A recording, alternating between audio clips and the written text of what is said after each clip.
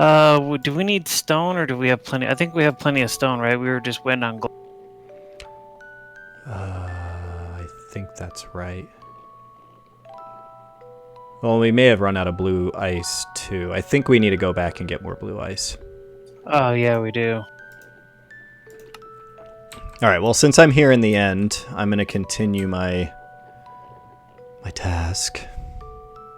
I'll head to you because I could use to repair one of my pickaxes.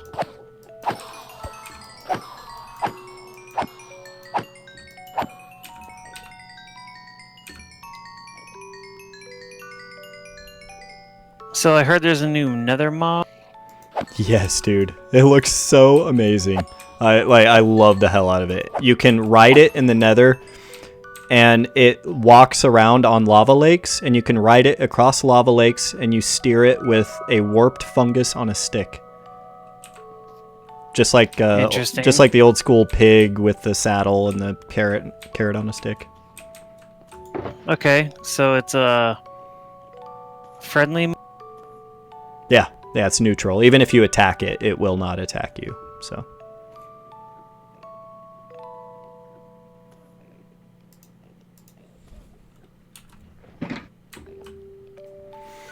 And how are you tonight, Rosinka?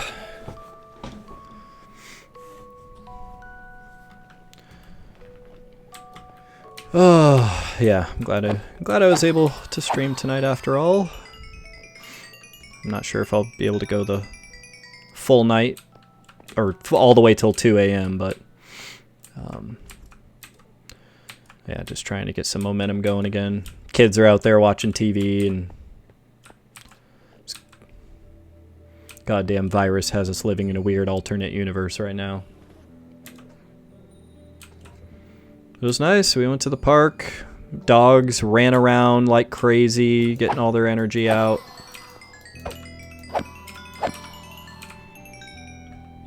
And kids did a bunch of sidewalk chalk outside. Yeah, people all throughout the neighborhood have been, like with kids, have been like writing messages in front of their houses on the sidewalk with sidewalk chalk. You know, just... Oh, nice. You know, just like encouraging messages, and I feel like I'm seeing more positivity than negativity around this thing. Like, there's plenty of assholes out there, but it makes... A lot of people are dying.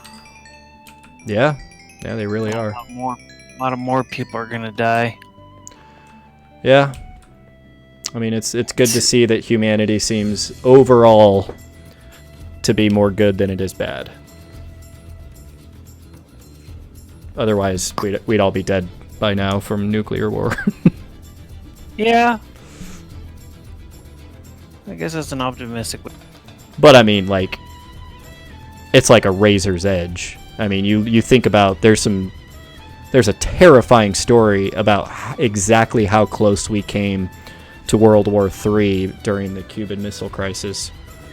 Oh, yeah. Or, I don't remember if it was the Cuban Missile Crisis or... When the guy who didn't launch the nukes... Yeah, he disobeyed orders, and it's a good thing he did because the orders were given to him erroneously. Had he not disobeyed those orders, yeah, we would have launched a nuke at Russia, or at the Soviet Union, or... Well, no, the Russian guy was the one who disobeyed. I thought it was on both sides. I thought there was like no, their system was buggy. Oh, okay. And it showed that there was like yes. Several incoming nukes. Yes, you're right. The guy came to the conclusion that America wouldn't launch just one nuclear missile, that they would launch hundreds at once. So he decided it was a glitch in the system, and that was the only reason he decided not to launch. And even he got kicked out of the military for it, but later he was awarded like the highest Medal of Honor in Russia. Dude, yeah, seriously. I mean, it's one of those like, you never know. That guy could have been, that one decision could have been the single most influential decision in humans' evolutionary history, period. Yeah, maybe, but that's a little... It's possible.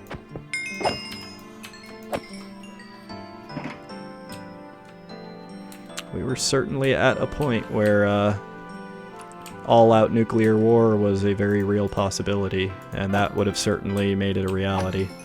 And maybe it wouldn't have been as bad. Maybe we would have all stopped before it got too late, but I don't know.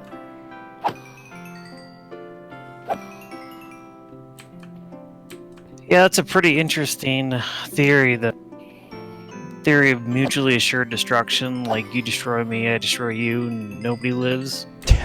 I know. Oh yeah, and that's good to hear you're not doing too bad, Rosinka. I am doing okay over here. It's, we're surviving. Taking it one day at a time.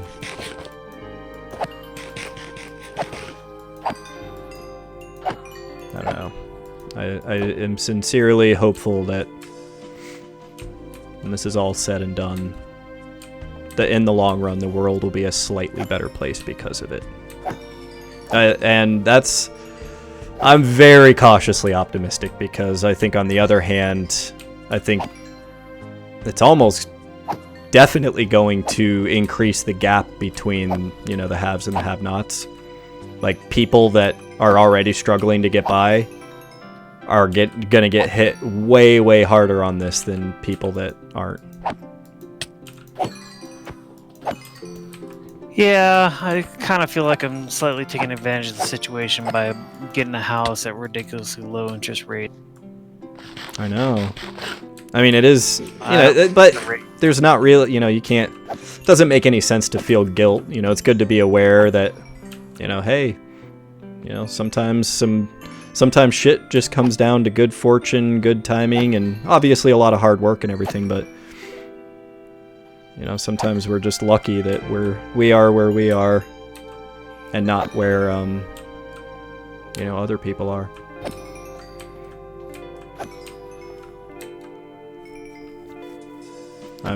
I feel very, very fortunate that, there's really no risk of me losing my job, and I just happen to work in the industry I'm in and happen to be where I am in my company, and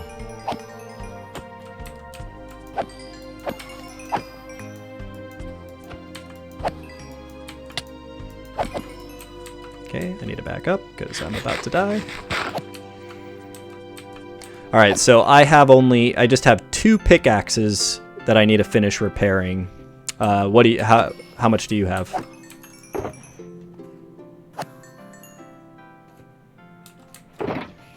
Are you in a similar boat? You got like 2 or 3 you need to repair? No, so I have Pig Bick, Big Prick, and Panty Dropper. Pig Bick. And then Dick Pick, and they're all... Dick Pick is the only one that's low on health. I bet it is. This is good stuff. Yeah. Okay, there we go. Oh, hey, I can combine 2 Thorns 1s into a Thorns 2. Oh, but Thorns goes up to 3. That's right.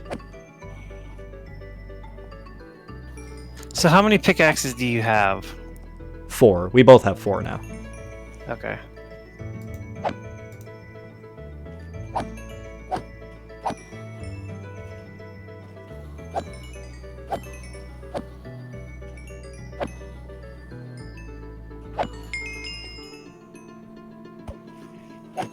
Okay, maybe these 2 Fortune 2s. Power 3, Power 4. Do I give a shit about... Oh, yep, Power 4, Power 4.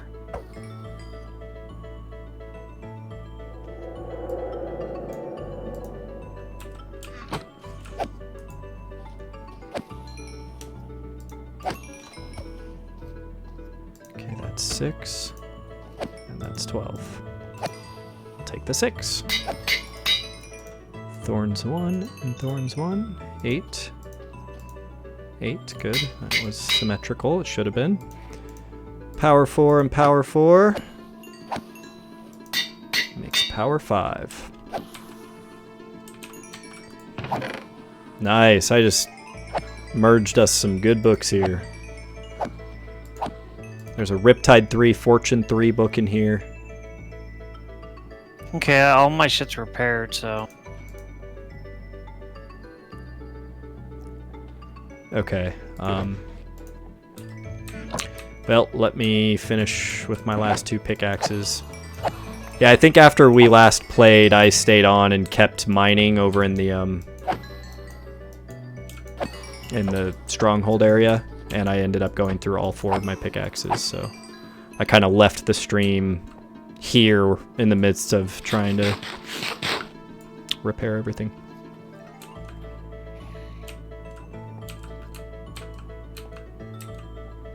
So you got everything repaired? Or do you have a couple other things you need to do? No, I'm just topping everything off. Okay, yeah, I'll let you finish. I've already topped everything else off but my 2 pickaxes. Finished, so I'm ready to go. Okay. Well, if you want to get a head start back, what do you want to do tonight, man? I was thinking... Well, let me just pause You there. want to do Anything blue you wanna ice? do? Yeah? Yeah, let's do blue ice. Let's keep at the tunnel. I mean, I think we've made pretty good progress so far, and a Sweet. blue ice expedition and maybe some ice lane would be... Okay. One thing I want to just throw out there, not necessarily to do tonight, but I think it'd be a fun thing to do again soon, just because it's been so long. Let's travel through the end and find some more end cities and some more elytras and more shulker boxes and stuff. Okay. Because I think we each only have our 1 set of wings. Yeah, I think I burned the last pair.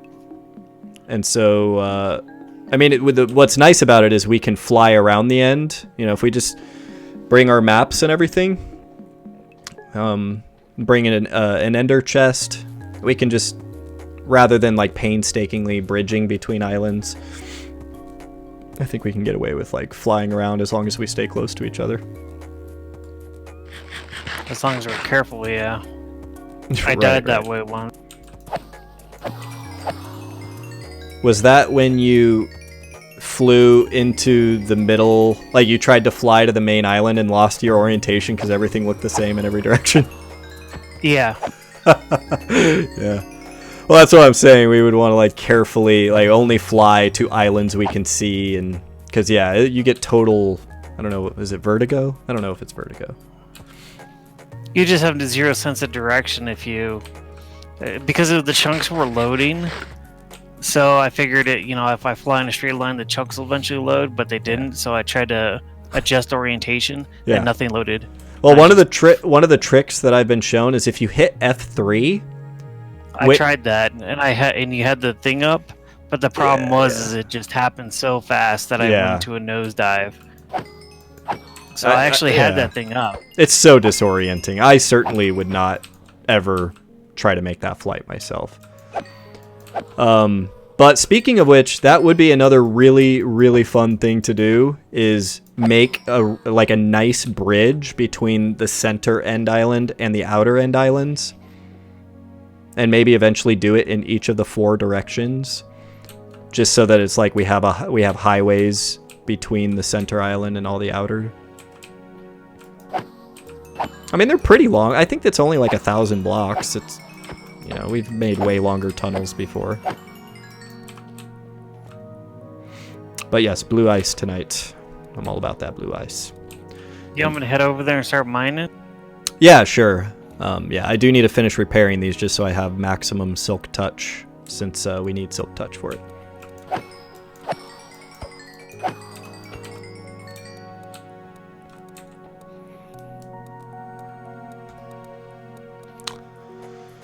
How come I'm not showing up on the map? What do you mean? Is the blue ice from the other fort? It's from the other fortress, isn't it?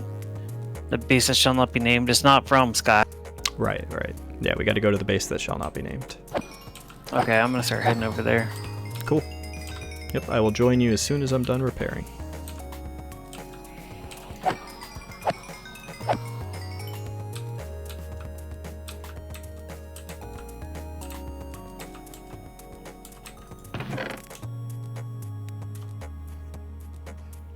I killed a zombie pigman in our fortress. Like in the overworld? Yeah, hopefully it doesn't aggro me.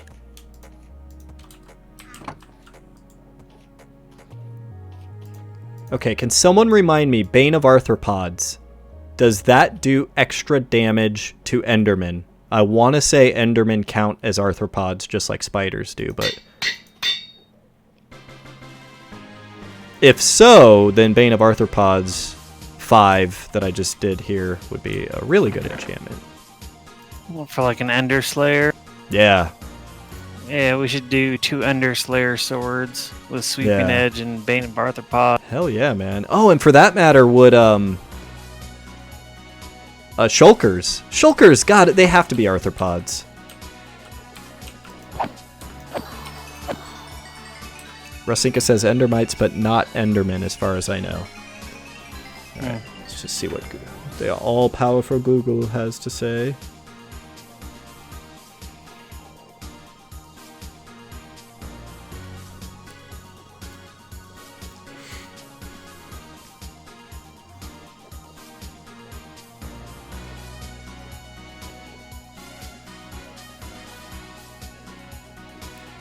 Increases your attack damage against mobs such as spiders, cave spiders, silverfish, and endermites. That is the most worthless goddamn enchantment I have ever fucking heard of. Rasinko was right. Yep. I mean, I guess the silverfish, like that... I could see how, yeah, if you're mining around in an extreme hills biome, like sometimes I know that we've had some close calls with silverfish, and maybe it'd be moderately useful. But so Endermen don't have any. Is just sharpness. Because we have what do we have? We have Bane of Arthropods for those mobs, and then we have. Is there a sharpness 5 or does it go to 4? It goes to 5. Okay, so it looks like I need a sharpness 5 book. I'm drawing a blank on the one for the undead.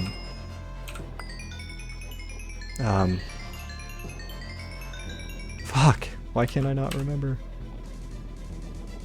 Smite 5, that's what it is. So we have Smite, Bane of Arthropods, and Sharpness. And yeah, that's true, Rasinka. The Bane of Arthropods would be handy for a spider farm. It is going to be cool that when we get our... God damn it, what do you call it? What's the new material in the new update? That you can increase the strength of your diamond armor with? Netherite? Is that what it is? Netherite? Yeah. At least we'll be able to get our swords a little bit stronger.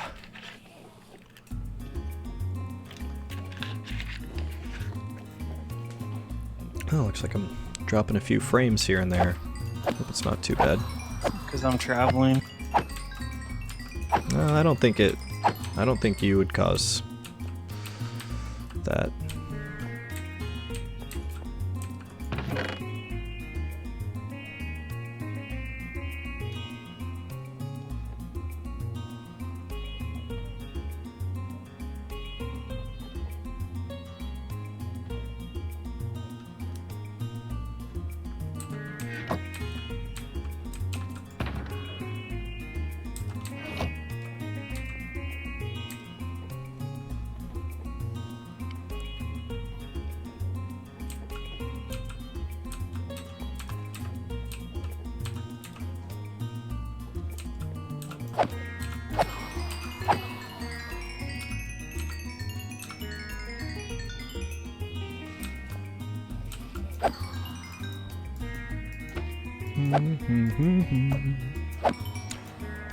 Dun, dun, dun, dun.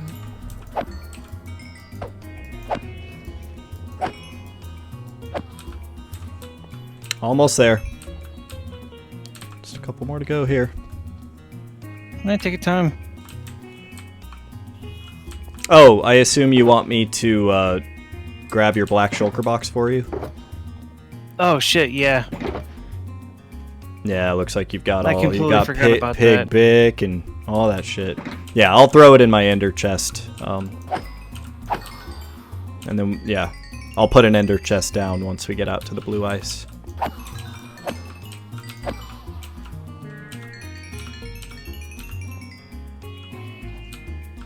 Come on. Come on, Enderman! Come on!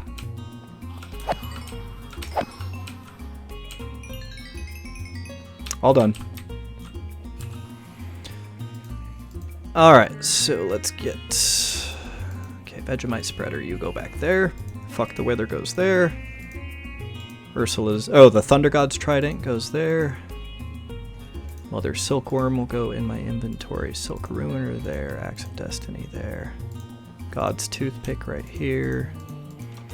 Then we have the Devil's Helmet, Projectile Vomit Vest. There's Thorns in my leg, and Wither Skull Crushing Boots. Actually, I will just put my wings on right now. That seems to be the most sensible thing.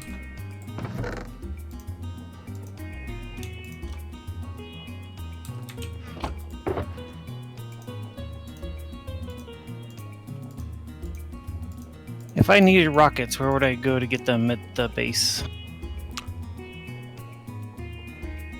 But I have to craft them?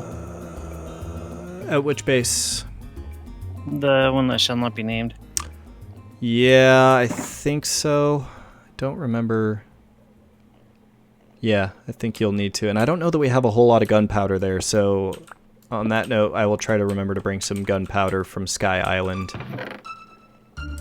I'm gonna go lay some more wheat because I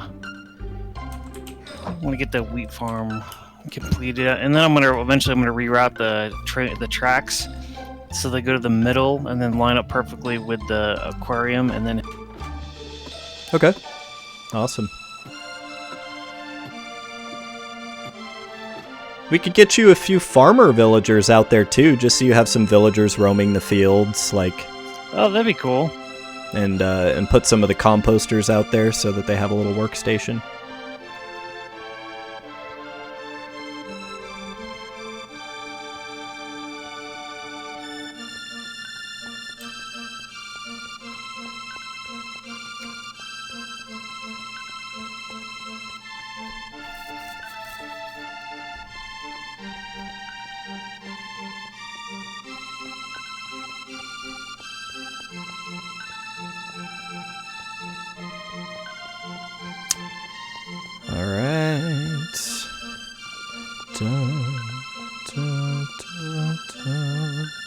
And there were no... Bamboo is right fucking here.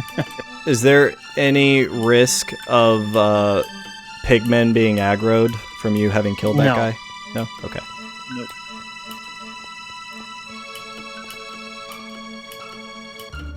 Yeah, we have no gunpowder here. Okay. Well, I will fix that. Woo! Game's like, hold up! The fuck? Having a hard time loading now.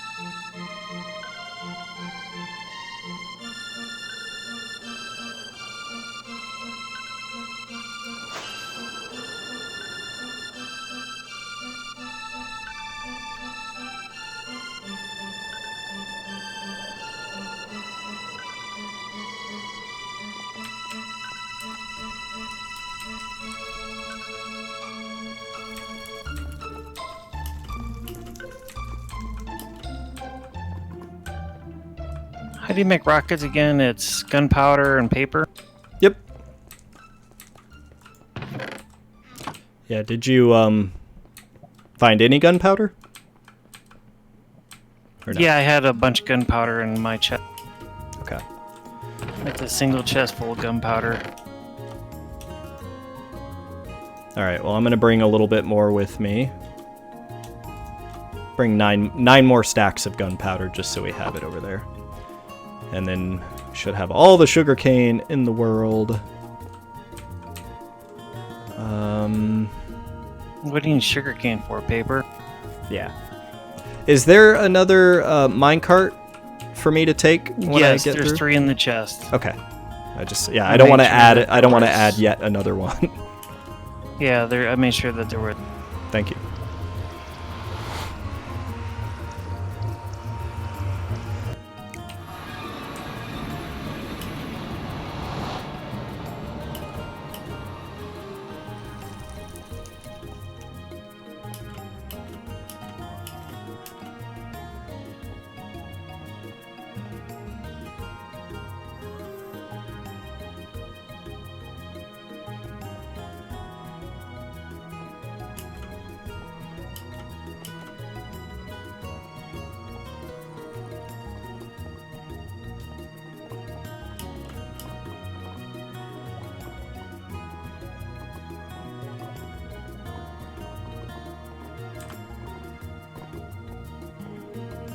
Okay.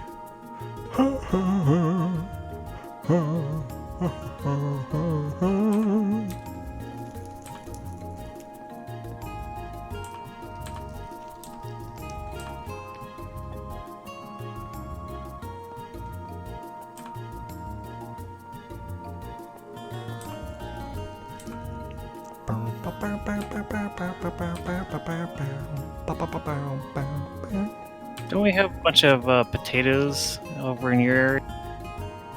Hell yeah. Got a fucking shitload of potatoes. 3 double chests full, plus like more chests full up in the villager pyramid area. Inverted pyramid. The big butthole in the sky.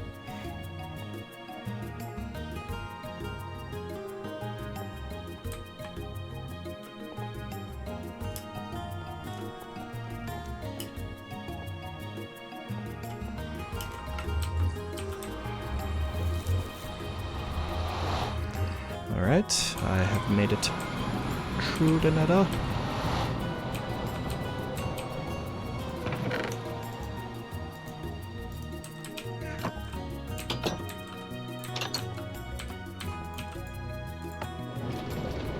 Alright, and I am on the minecart.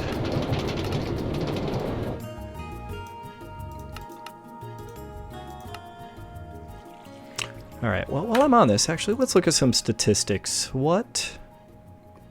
Wait, is this? Okay, good, it's not going to mess me up. What is my time played?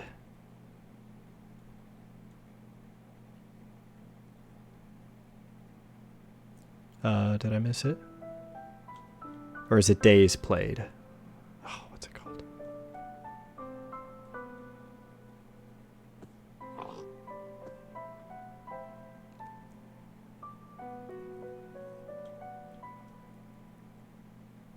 Is it like right in front of me and I'm just not seeing it?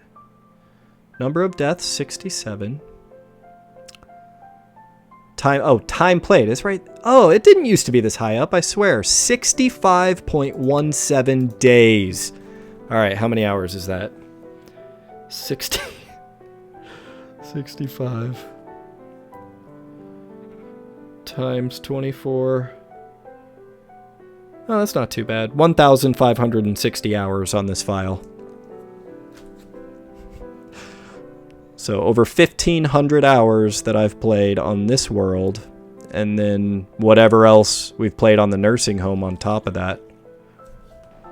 I've definitely put in probably maybe 2,300 hours in this game in the last 4 years. 3 years. Well, no, 4 years, because we started this server 4 years ago.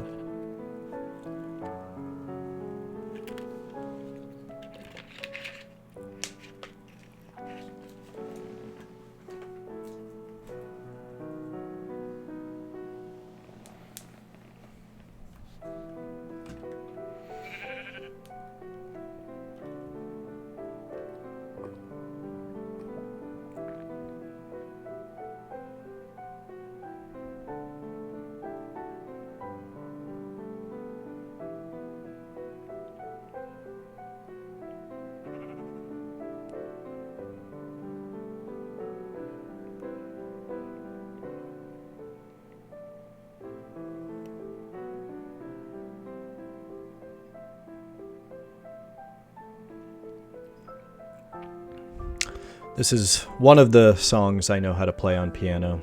To Xanarkand from Final Fantasy X. That was the very first song I learned. I really want to go back and play Final Fantasy X again. Like, I have a huge soft spot in my heart for that game.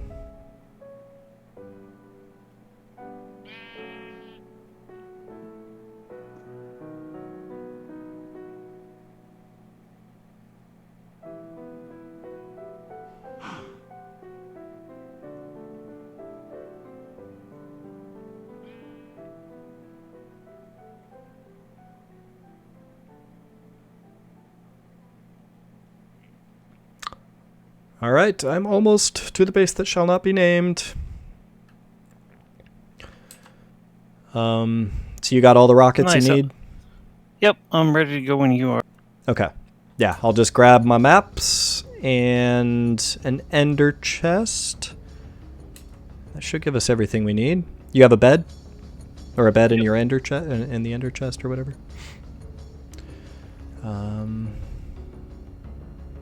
Trying to think if there was anything else.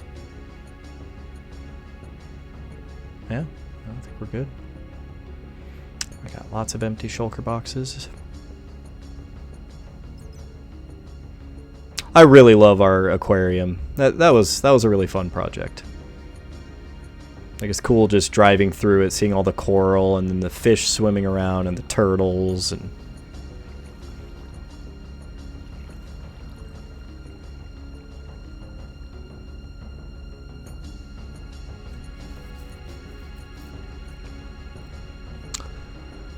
all right.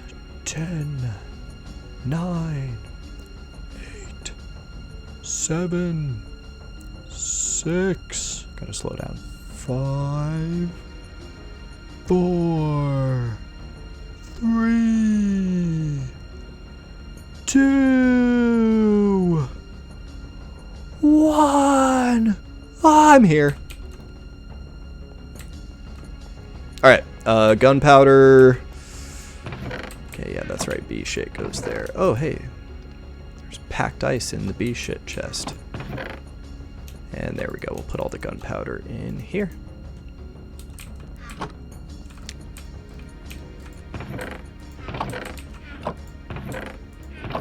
There's the stupid things flying around. Oh, phantoms? You want to sleep real quick? Let's do that. Okay, heading there now. Okay.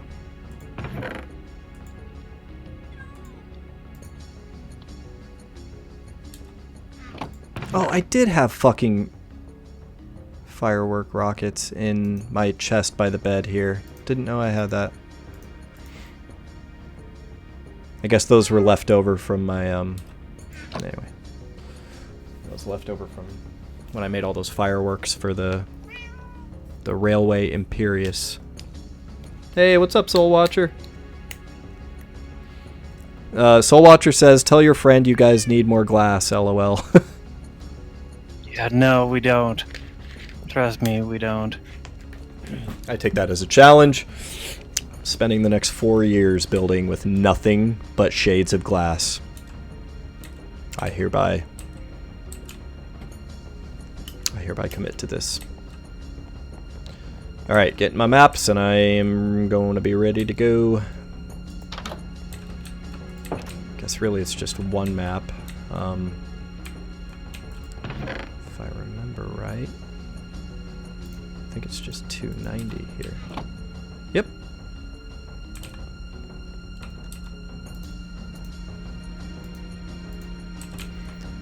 Alright. You ready?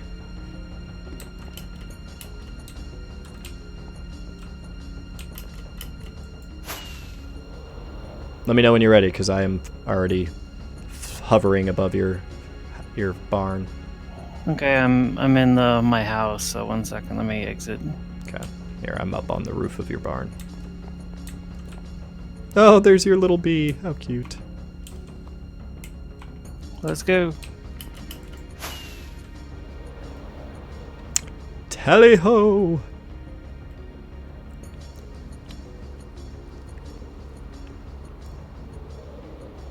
It's funny how far we ended up having to go to find bees. And then, like, you know, 2 updates later, 1.15.2, they made it so now you can just, oh shit, that was weird. Sorry, the game was taking a bit to load. Now you can just, spawn birch trees and get all the hives you want. I don't know, I don't know if I am glad they did that or not, because I kind of like the idea of the nests being more limited. But yeah, whatever. Fucking bees.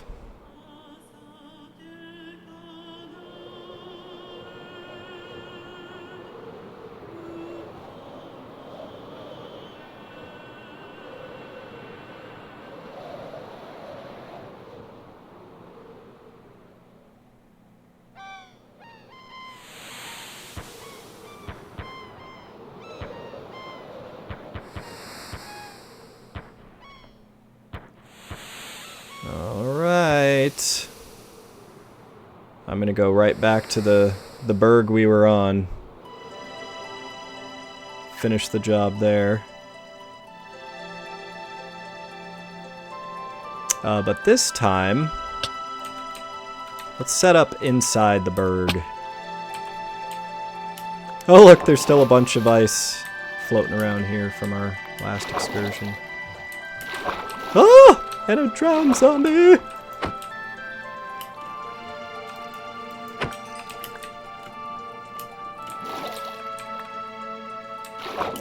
Are you gonna share this iceberg with me? Oh, there you are. Ha ha.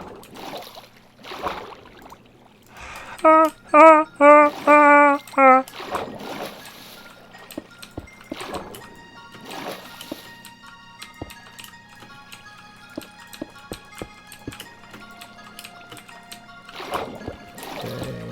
Build ourselves a little bit of a...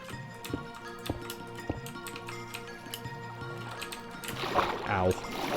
We should have underwater, like, little tunnels connecting all of it.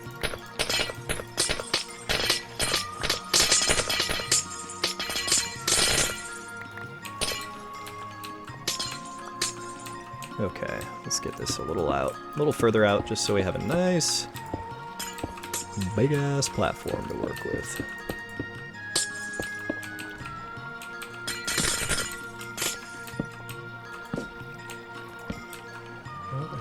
Cat. Oh, whoops, I didn't have Silk Touch on. Can I have my chest with? Yeah. Alright, there it is. Hold on. Right, here. And then what I will do now is I've got 5 shulker boxes here. Let's just start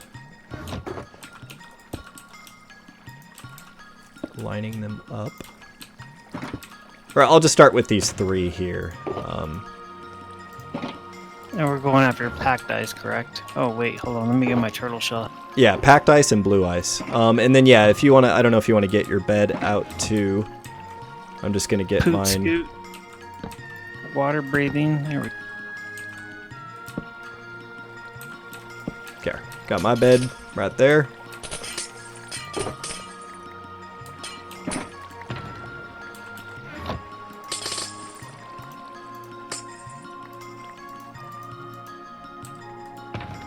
Okay, we'll put the map in here. Yes. Regular ice. Oh, and we will need a crafting table. Alright, crafting table will go at the very end over here.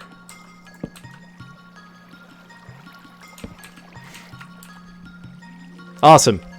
Got the perfect little area to work with here.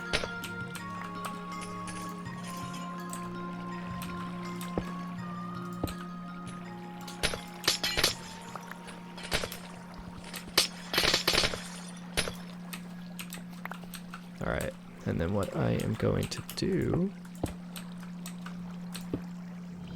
You getting all the stuff down below?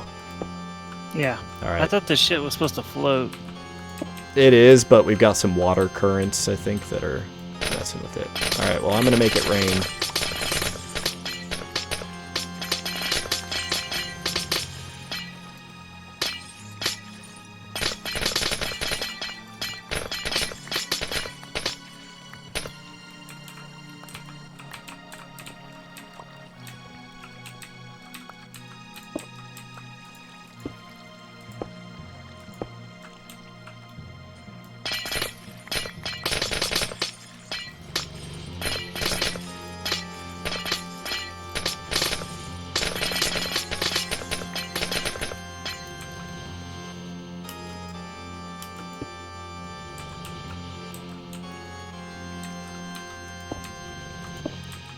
Okay.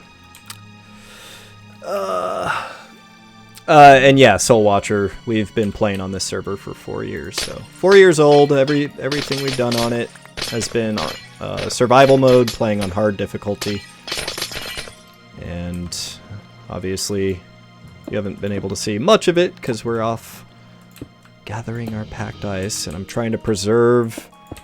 What we want to do is we want to preserve the structure of these icebergs, so that it still looks really nice over here, and we can have a little iceberg area. We're just going to hollow them all out. And who knows, maybe we'll come back and make a little iceberg village or something. You never know. If we keep playing this for years and years, we'll... Oops, too far to the edge here. We may eventually make bases in all of these random areas that we've worked at one point or another.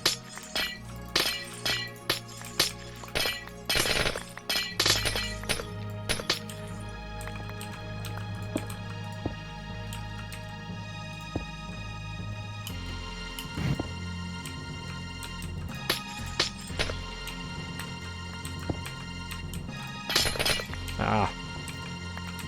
I'm failing miserably here. Yeah, it'd be nice to find some other little patches of blue ice.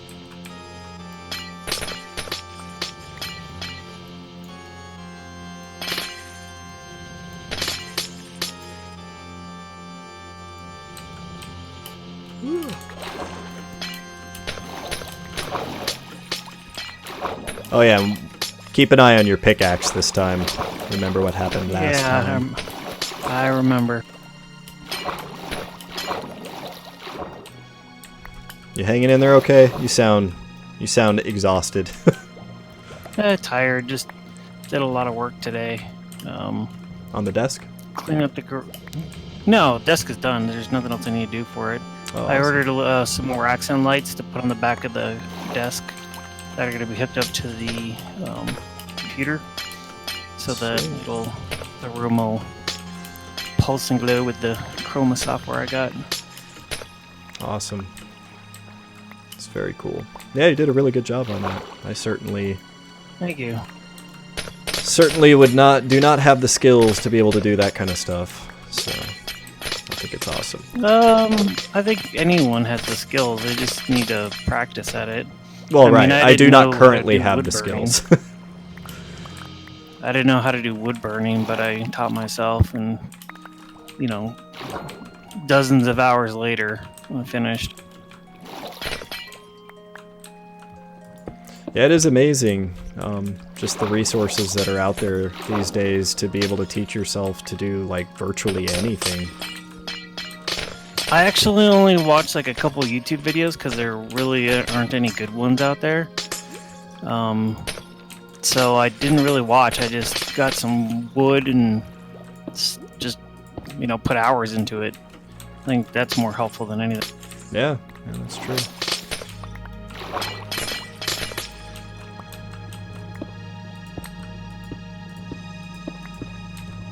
I don't know why, this is completely unrelated, but one of the things I would love to get back, like, re-up my skills in is picking locks. I used to be really good at, I had a little lock picking kit. Yeah, I have a lock picking kit. I was getting good at it. I actually was able to get a friend back into his apartment when he locked his keys out one time, and that was like my proudest moment.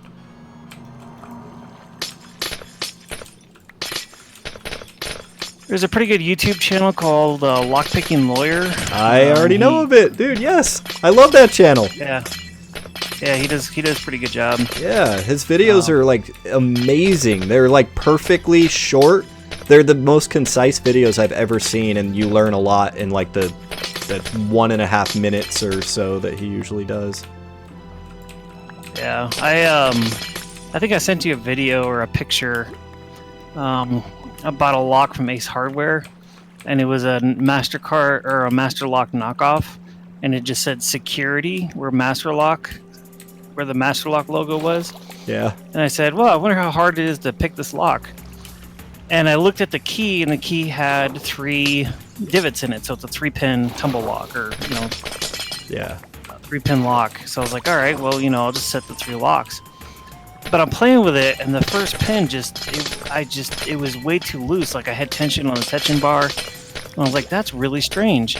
So I go to the last pin, I set that pin, and it unlocks.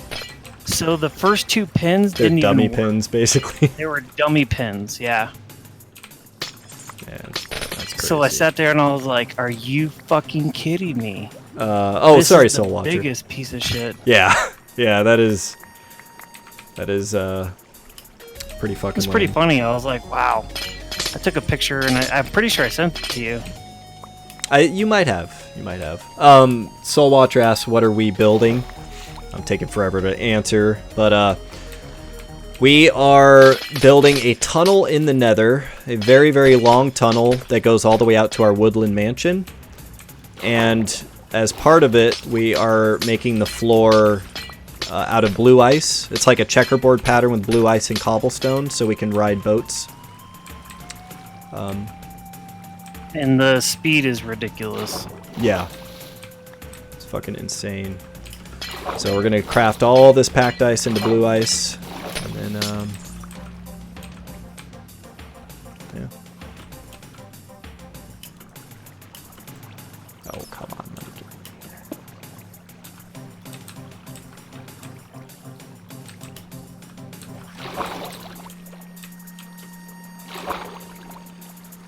Yeah, these things definitely are tending to sink right now. I wonder why that is. Like in areas that I don't know why it would be sinking here. Maybe these just aren't filling in with water source blocks. Maybe it's like when you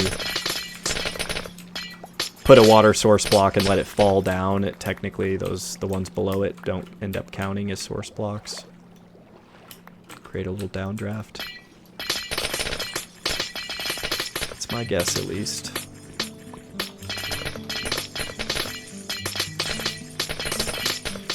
And so yeah, we each have 2 Silk Touch pickaxes, so we'll be here as long as it takes to get through those. What were you gonna say? Oh, you're about the lockpicking thing. It's amazing how useful those things are in dire situations and how cheap they are. Like it's a cheap hobby. Oh, but yeah. it just takes practice, right? Like you can get a really good lockpicking set for $20, with like a leather case and everything. Oh yeah. And, I mean, once you can learn to do that, I mean, Yeah. you'd be surprised on how useful it could be in a tight situation. Oh yeah, I think everybody has had that experience of like locking their keys somewhere. And, Well, then it helps you evaluate like other locks when you go and buy something. You're like, well, how hard is Yep, it for somebody to break into exactly. my house with this? exactly. Or how hard is it for somebody to? Yeah. Is this worth $30? Right? Soul Watcher asks, what are we going to do about the 1.16 Nether update? So, I think our plan is, and this is part of why we're prioritizing the tunnel, is when we get out to the area of the Nether that we come through to go to our woodland mansion, that's kind of at the very edge of our explored area. So by having easy access to somewhere that's that far away in the Nether, we'll just travel a little ways in the Nether and start hitting the new chunks and see the new shit. And yeah, our intention with this world is basically to, I mean, as long as we're playing this game, just play on this world and we don't reset biomes or do anything like that. So, you know, eventually this is gonna, the world will sprawl more and more and more. Are you firing arrows? No. Who's firing? Oh, what the hell? There's a skeleton down here? The idiot. I'm getting shot by a skeleton. That was so weird.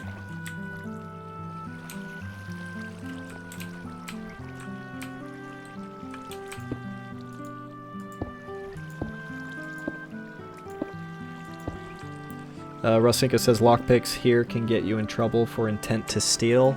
See, that's a bummer. I mean, I That's don't a know. stupid. You law. can't- It's you- like owning a gun and being charged with attempted murder.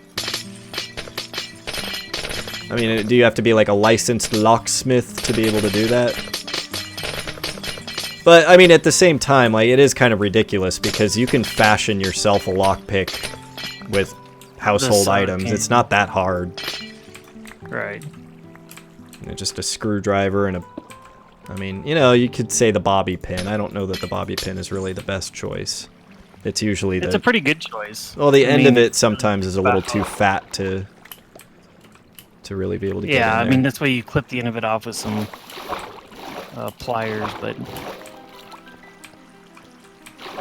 Yeah. Yeah, back when I actually, like, you know, was fairly good at doing it, I would just practice on my apartment door. I just sit there with the door open and just, like, practice over and over and over to see, you know, how much faster I could pick the lock each time. And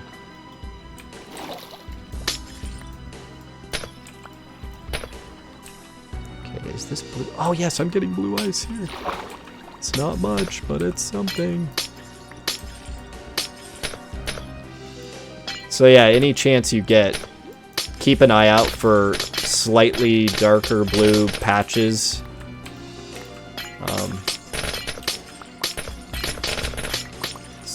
It's nice getting it pre-blue icified so we don't have to craft it in some cases.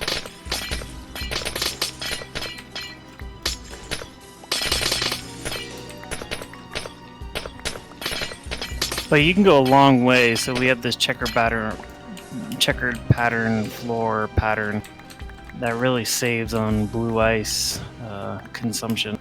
Yeah. Yeah, that and you get full credit for that one. That was your idea and it worked beautifully.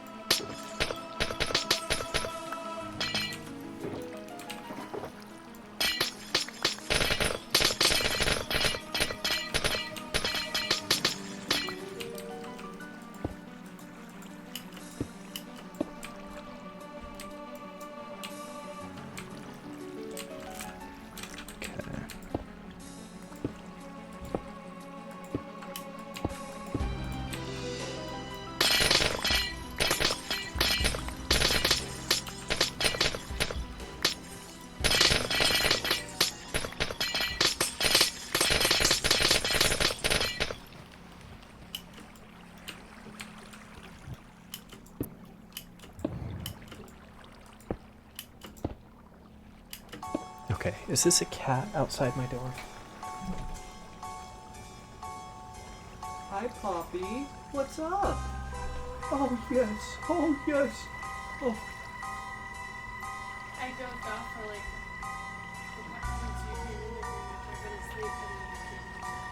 Are the kids going to bed now? Or are they still out there? Oh. Hold on, I gotta put Poppy in front of the camera.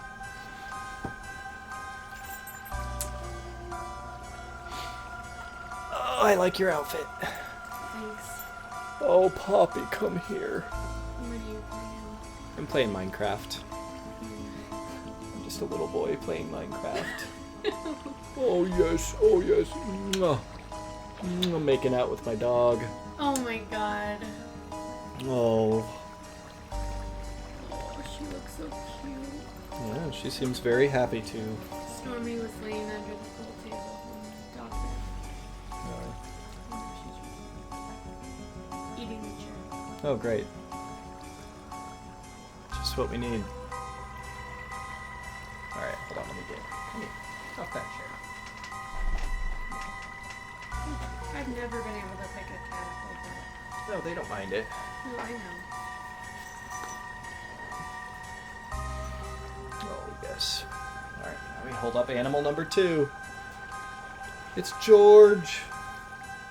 Stormy. It's her maiden name. Her maiden name is Stormy. Now we call her George. Oh my goodness, she is a soft little shithead. So fluffy. Look at that.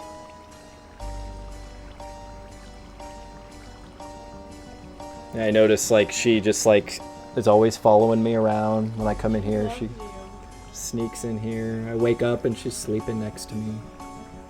Oh yes. Oh, who's a good kitty? Okay. Down you go, kitty.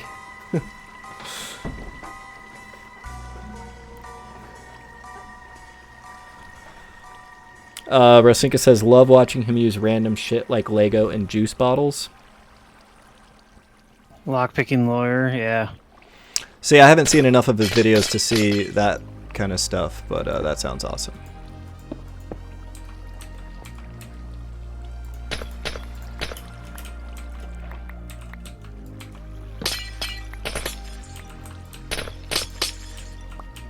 Okay, so let's get the rest of these pieces here.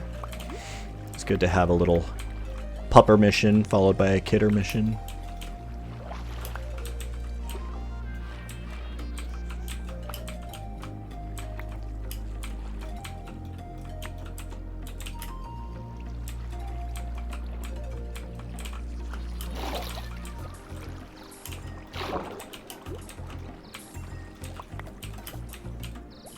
Okay.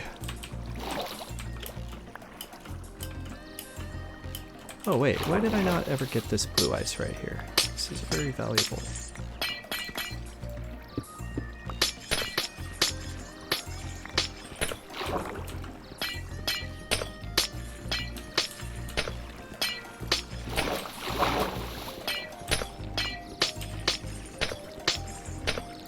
See, I am so bummed that these little veins of blue ice are so small. Like, before we started doing this, I had been convinced that, like, at least with a lot of icebergs, that there's, like, big, huge sections inside that were full of blue ice. And instead, it's just like, no! The ice is a lie. Yes, it is.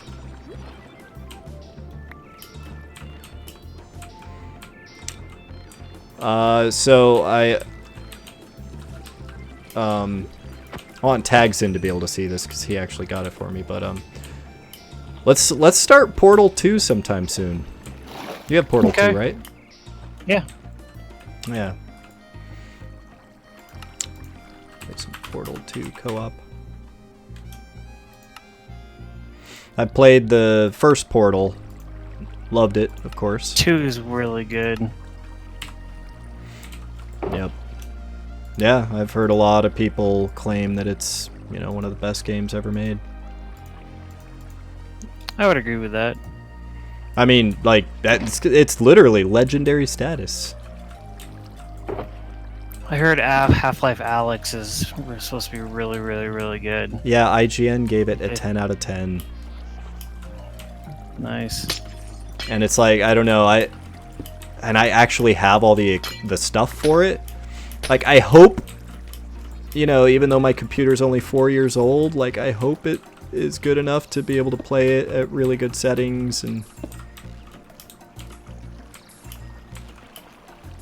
I mean, I think that's probably the highest reviewed VR game that I've ever seen. And I mean, we've all been waiting for, you know, Valve to actually make a proper VR game. It's kind of weird that they put that out and took them this long to finally.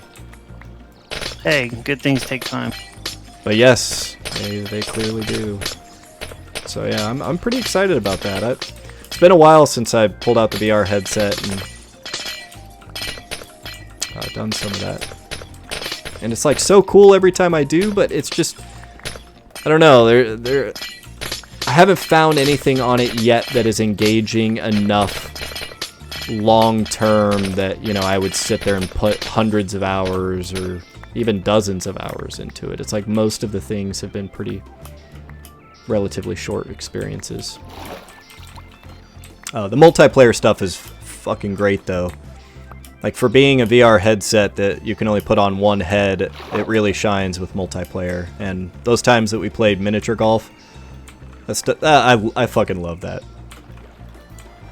I was a bow and arrow champ. I know. And I've gone back and rewatched those videos a few times because they're actually, it's a lot of fun to watch too. Yeah, you definitely were the champion when it came to the bow and arrow game. I think you got to wave like 24 or something like that. Yeah, it was pretty ridiculous.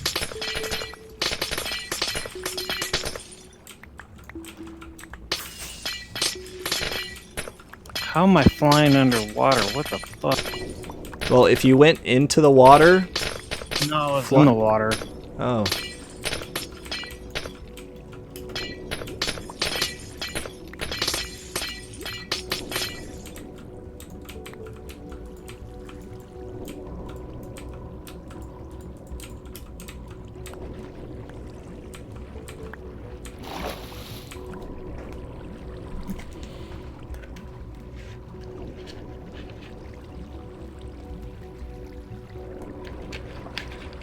Ratzinka had said her favorite was the one with the ice cream lock. I haven't seen that. Did he pick a lock with ice cream?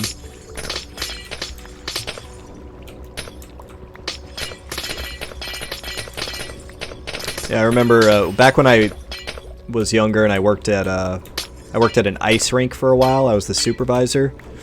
We had a lock that we didn't we like lost the key to. It was just like a shitty little padlock, and all we had to do was grab a hammer and just like tap the thing at the right angle on the hammer, and the lock itself just snapped in half, like the bar part. The hasp. Is that what it's called? Yeah. Oh, here we go. Now I'm getting some blue ice down here. I don't know if it's just another tiny little vein or what, but...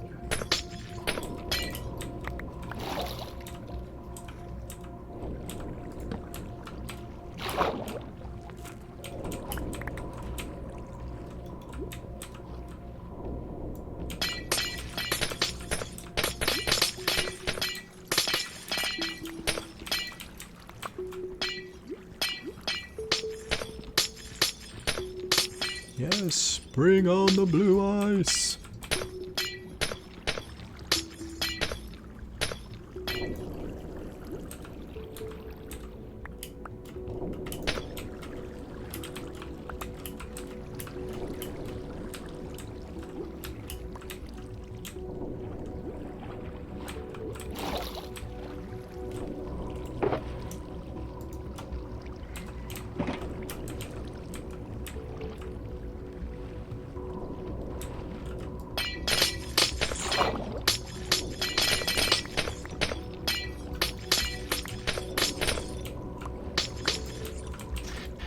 Yeah, speaking of VR, I mean, my computer is definitely set up for high-end VR. I mean, I can pretty much run anything right now.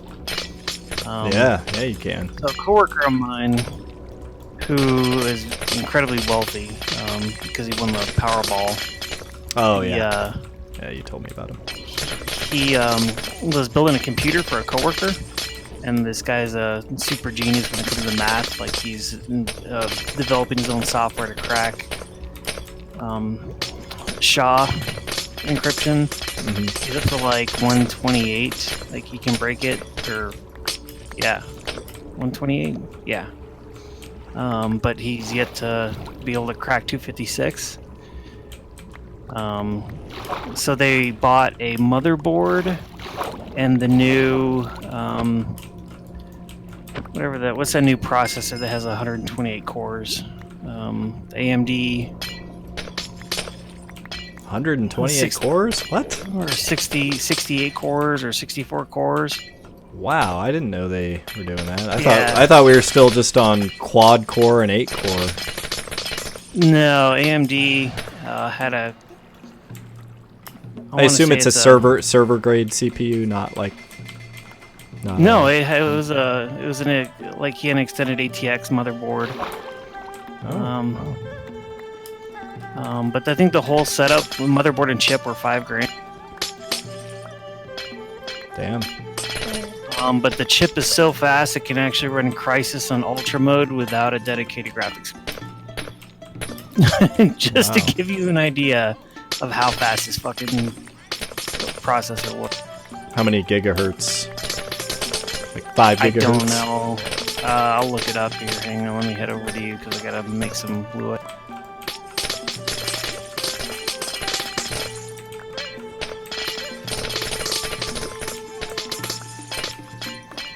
Man, this is where it's at. Just at the bottom here, just sitting down here, breaking all of this.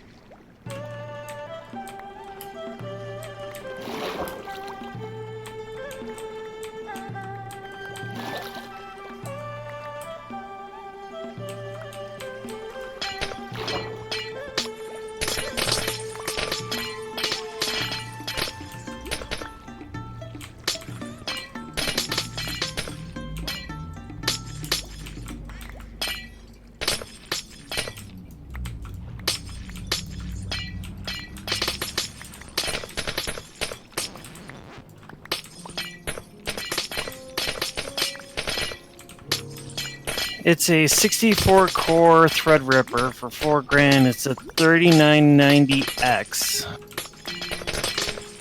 For how many grand? 3990. $4,000. Nice. Shit right there. It's 64 cores. It's got a 256 megabyte level 3 cache. 128 watts. 64 PCI Express. 4.3 turbo. Can you imagine running 4.3 gigahertz on 64 fucking cores? Dude, holy Yeah, that's no joke. like that's incredible. Yeah, that's I can't imagine any of that. But I mean, that's what you would use that for, is, you know, doing some crazy shit like that that just requires insane computational power.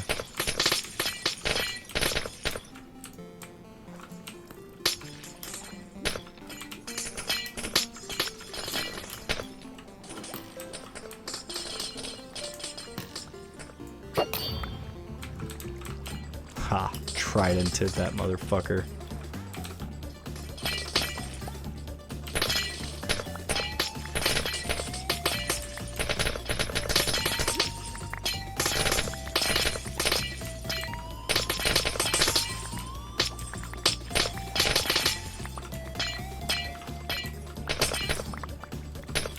But yeah, it has, like I said, enough speed that it can run Crysis on Ultra mode without a dedicated graphics card. So, I think that alone.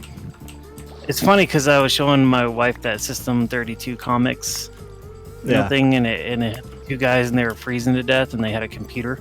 I'm like, we're gonna freeze to death. He's like, no, I got this, and he looks at his computer. He's like, turn on Crysis. And it gets warm.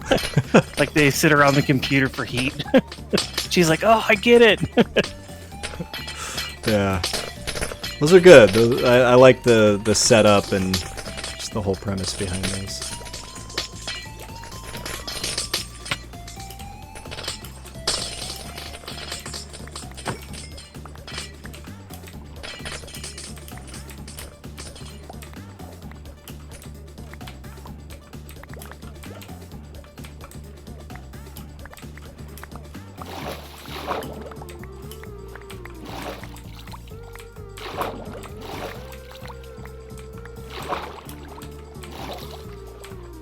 It's like it's snowing underwater.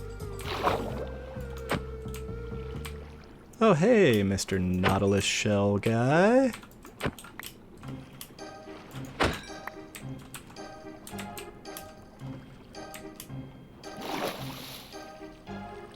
Oh, hey, zombie guy. Join us down here.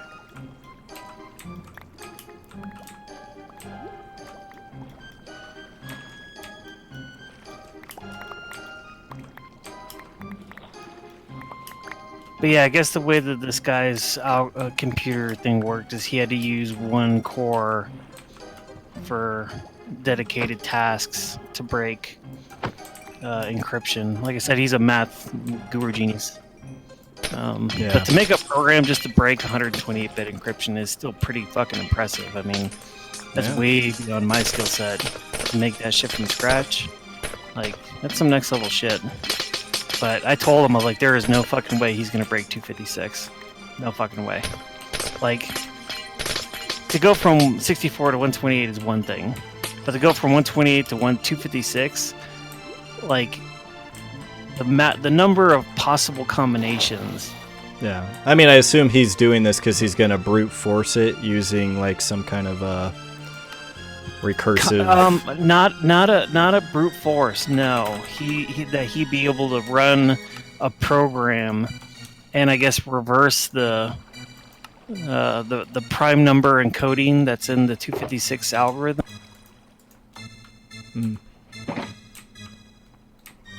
Because it's based off of the infinite possibilities of prime numbers derived from one number.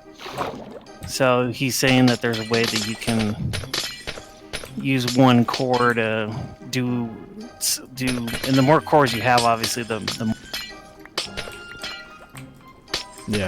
more his program works.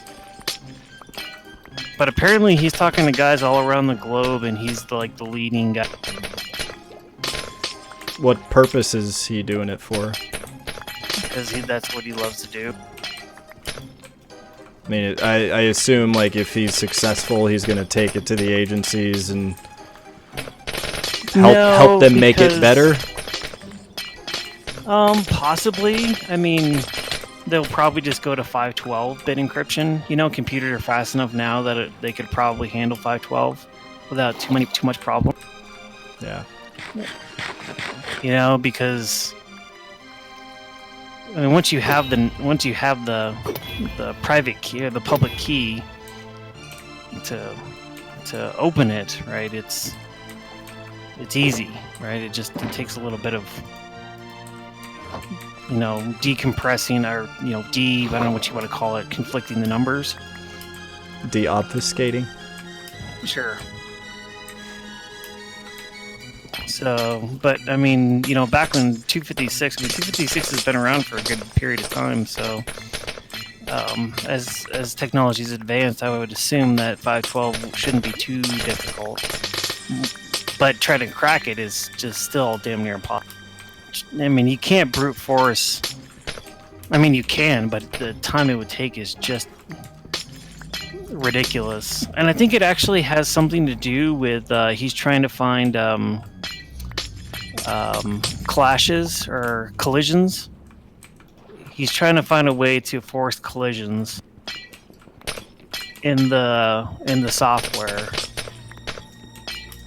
where you can obviously derive the same key, but it not be the original key. Oh, okay. That's when a hash becomes obsolete, because if you have collisions, then if your password can be cracked using another password, then that's off. Then I mean, it's not a good hash. So he's trying to find a way to force collisions, I believe. Again, way beyond my scope of knowledge. Yeah. I am a super novice when it comes to that shit. But I know a lot of military agencies, they create their own encryption algorithms. That's why they hire mathematicians. So they have their own proprietary encryption technology. So Yeah, I you don't gotta think give he would those sell it guys to- something to do besides just teaching in college and high school.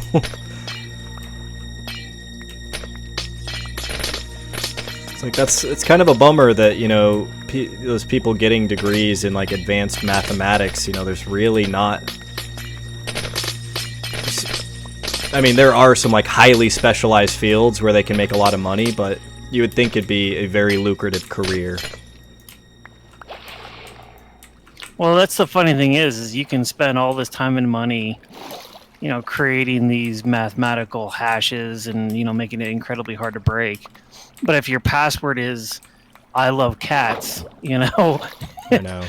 you don't need a fucking supercomputer to try to break that because they're just gonna throw a rainbow table against it and ta-da, you got someone's fucking password or their files. Yeah. And if someone from Thailand can just call customer support Yeah, and exactly. and have the, you know, they looked up on your Facebook, you know, that you have a weird inverted penis and that's one of your passphrase catch. Yeah, you know, you catch my drift. Or My you use the inverted same penis password drift. on multiple websites. Yeah. Like it could be a strong password, but it's the same password you use for everything. Yeah, I need to finally went hack through your and computer. cleaned all that shit up on mine. That took a long time. I use software to manage mine. Yeah, I got set up with LastPass and Yeah, smart. finally went through and had it, you know, did the random generation of just passwords for everything. Got that app set up on all my devices, and because I mean there have just been way too many breaches. Like basically every company that I have an account for at some point, they've had a data breach. So it's like it's a ticking time bomb if I were to continue to just use one password everywhere. But it felt good to finally get that all cleaned up. I actually heard a pretty good post. This guy was he was dying of cancer, and he was asking Reddit what he should do to help prepare his family. You know, and there were a lot of good advice. You know, spend time with them. You know, that kind of stuff. But then one guy said, make sure that they have all the passwords for anything that they would need of yours important, because a lot of times after someone dies, they can't get into their emails, they can't get into bank accounts, they can't get into Oh, brokerages. So they said, you know, make sure that, you know, that stuff can be easily accessible by your family when you go. And I was like, oh, that's actually a really good point, because Yeah. I mean the amount of legal hoops you got to jump through to get that shit unlocked is nuts. Yeah, I mean, yeah, you got to think about the practical side of things sometimes, you know. I mean, obviously, there's much more important and bigger things to worry about when you're faced with something like that, but shit. That definitely makes a difference. So anyways, I thought that was a pretty good post. Very good advice.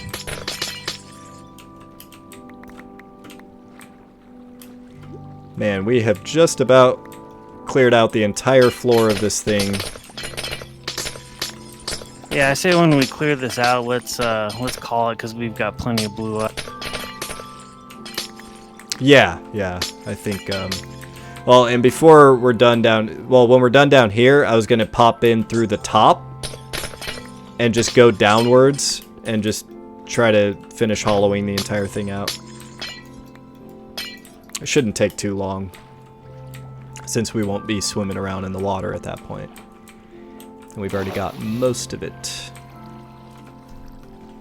Pretty good. Rosinka says, why would a dead person need email? Not the dead person, their family.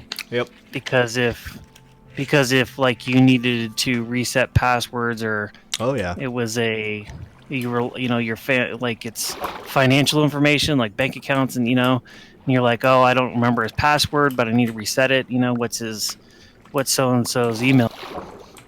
Like, if you're providing for your family and you're the only one with that information, you die. Yep. How are they Yeah, supposed to access that stuff? Be surprisingly create a surprisingly difficult situation. I mean, we even run into it just... You're getting shot at by a zombie. No, you are. I got him.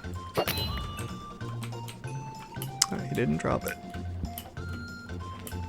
Yeah, there have been multiple times, like, one of us has been tried to log in, and it's like... We have to go through the whole rigmarole of, oh, did you write it down somewhere? No, I didn't. And, oh, it goes to your email. I don't have the password to your email. Now I... Yeah. Yep. Bank accounts, financial information. I mean, there's, you know, pictures. I mean, the list goes on and Yep.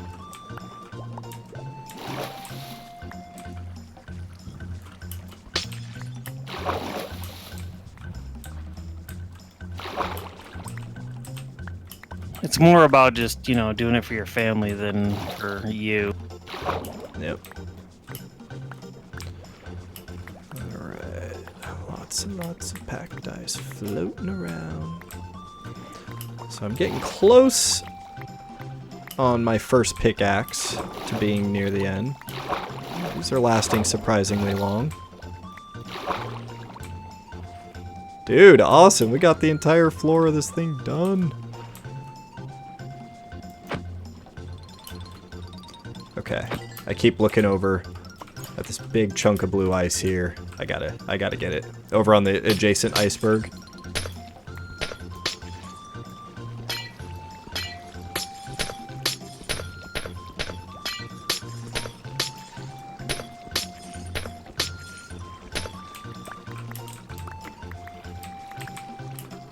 Hey, Mr. Spider.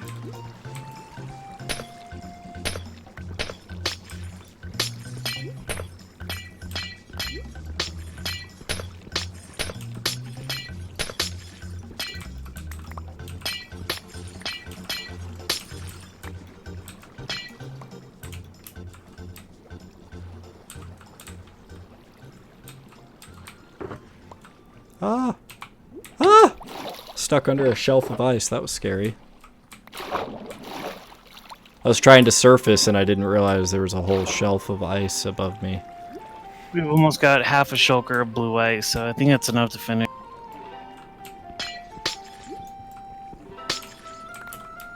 Sweet. Well, let me finish this last step here. Should seriously only take a couple minutes. Just so we can say that we've fully finished this iceberg. Finish him.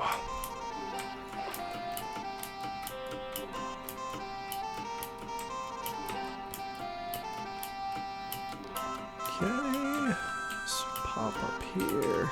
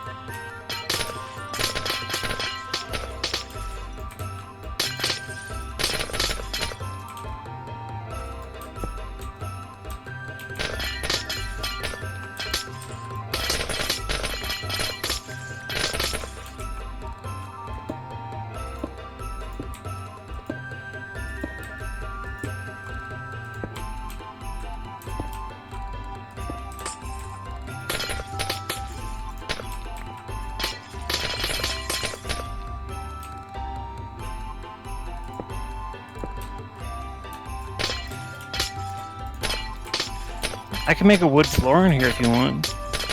Want me to? Sure. Just to catch everything as it falls. Well, that, and so we have like a little base. I don't have any torches though. In my green, the olive shulker box there, I have a few stacks of torches.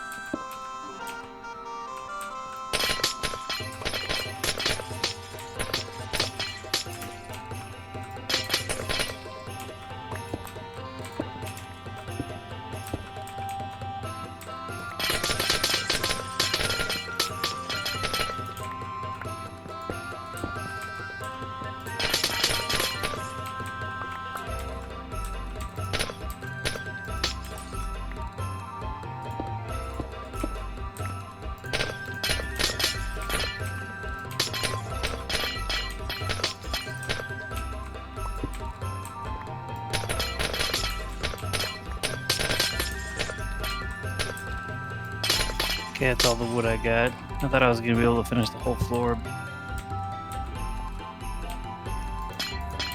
It's all good. Put that there.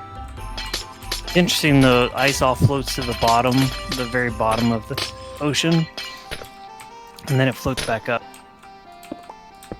Yeah, it's like it carries some momentum with it as it's falling.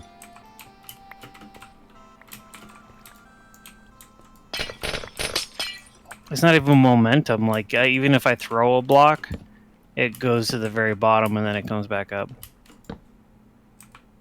That is weird. Why would it do that? It's not I don't know. supposed to. So I don't think it's supposed to.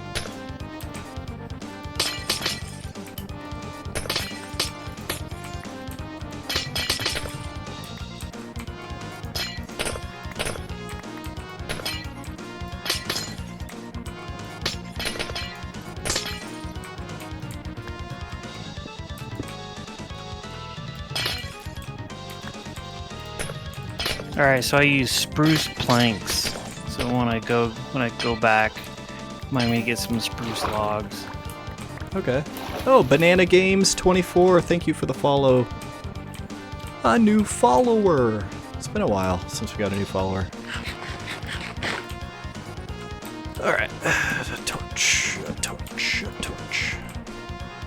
I feel like I have pretty adequately cut that ceiling down. All right. Well, let's gather up whatever. Looks like you've already been doing that.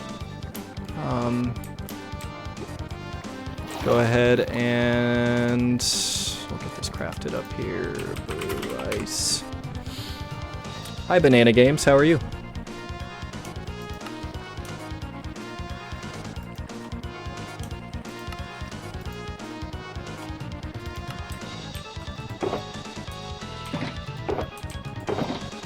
Oh, there it is. All right. Yeah, look at all that.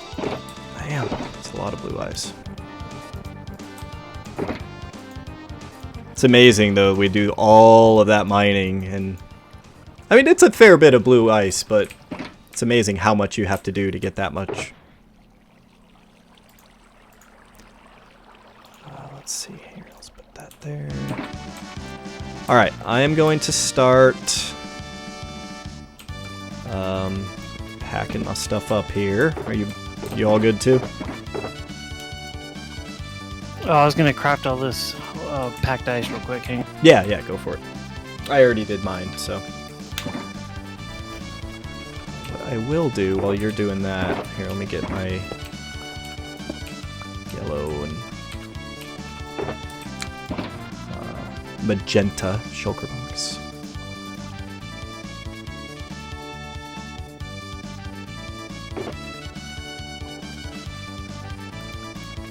Okay, you can pack up the blue ice. Sweet. Okay. Go. Let's get the crafting table back in here.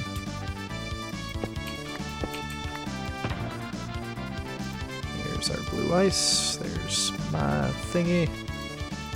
There's that. And ender chest. Alright, ready when you are. Hang on one sec.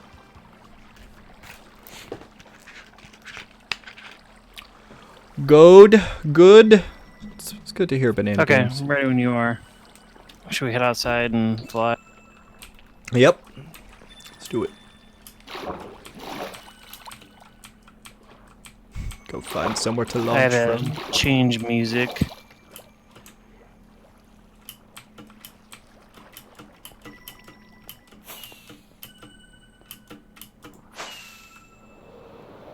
No, I realize I am not holding my map. Doesn't matter. We know where we're going. Can you see me? Do you see where I'm going? Yeah, you know where I'm going. Yep.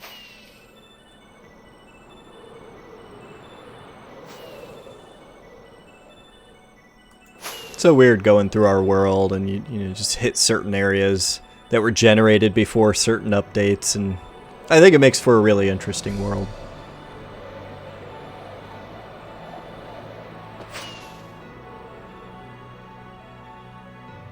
We need to redo Ewok Village. Totally agree. And I mean, we have the perfect starting place with our little treehouse in the jungle. Yeah, and two. Yep. We should make it out of sandstone though, so it looks like a jungle temple village. I don't know. Get like chiseled sandstone, you know. Oh, totally. We've not done a sandstone build. I'm making the Armageddon building, the Armageddon pyramid, but I call it Ragnarok. Yeah. And for those of you who don't know, I am basically stacking a pyramid with as much TNT as the game will allow me. So when we decide to end it, we will fucking end it. Hopefully when we're 95 or 110. Yeah, when we're fuck this game, we are going to light that bitch up and fucking just stand back. Yeah, I'm looking to live till hopefully 110. And so maybe like on my deathbed, we will light that TNT. Because you'll be alive. Yeah, too. Absolutely.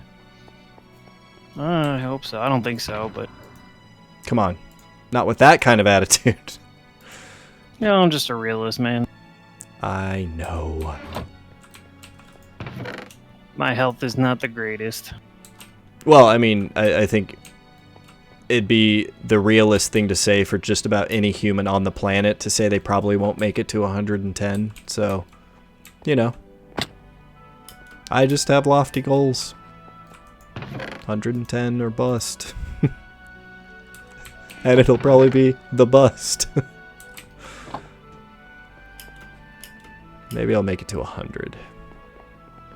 Shit, even 90 would be great.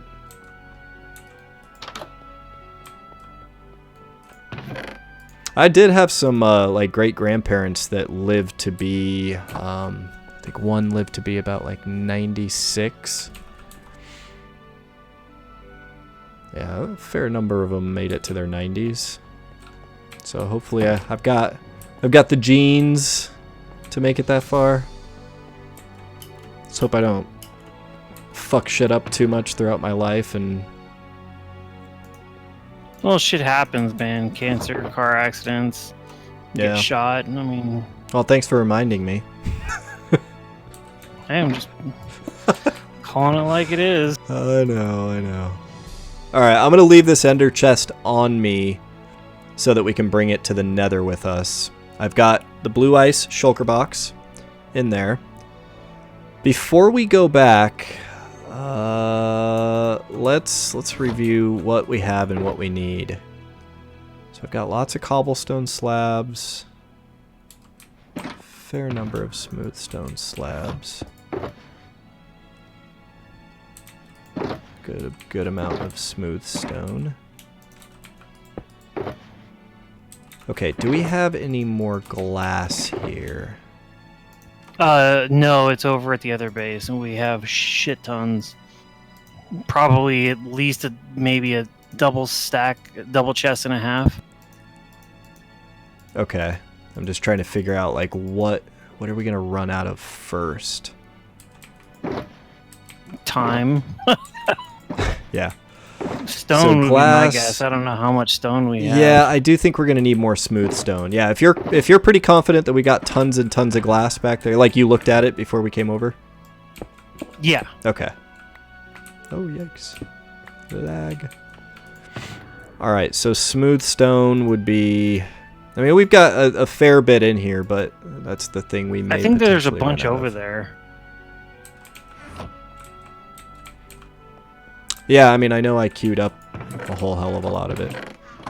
No, not at Sky Island. We only had like 2 stacks at Sky Island. I'm talking about in the Nether. I think we put a bunch. Oh, gotcha. Oh, before I forget, let me get some more food here.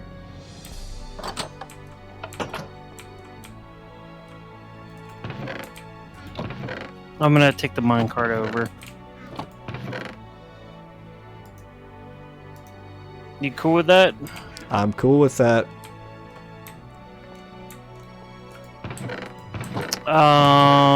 Here, let me toss you a chest or a mine.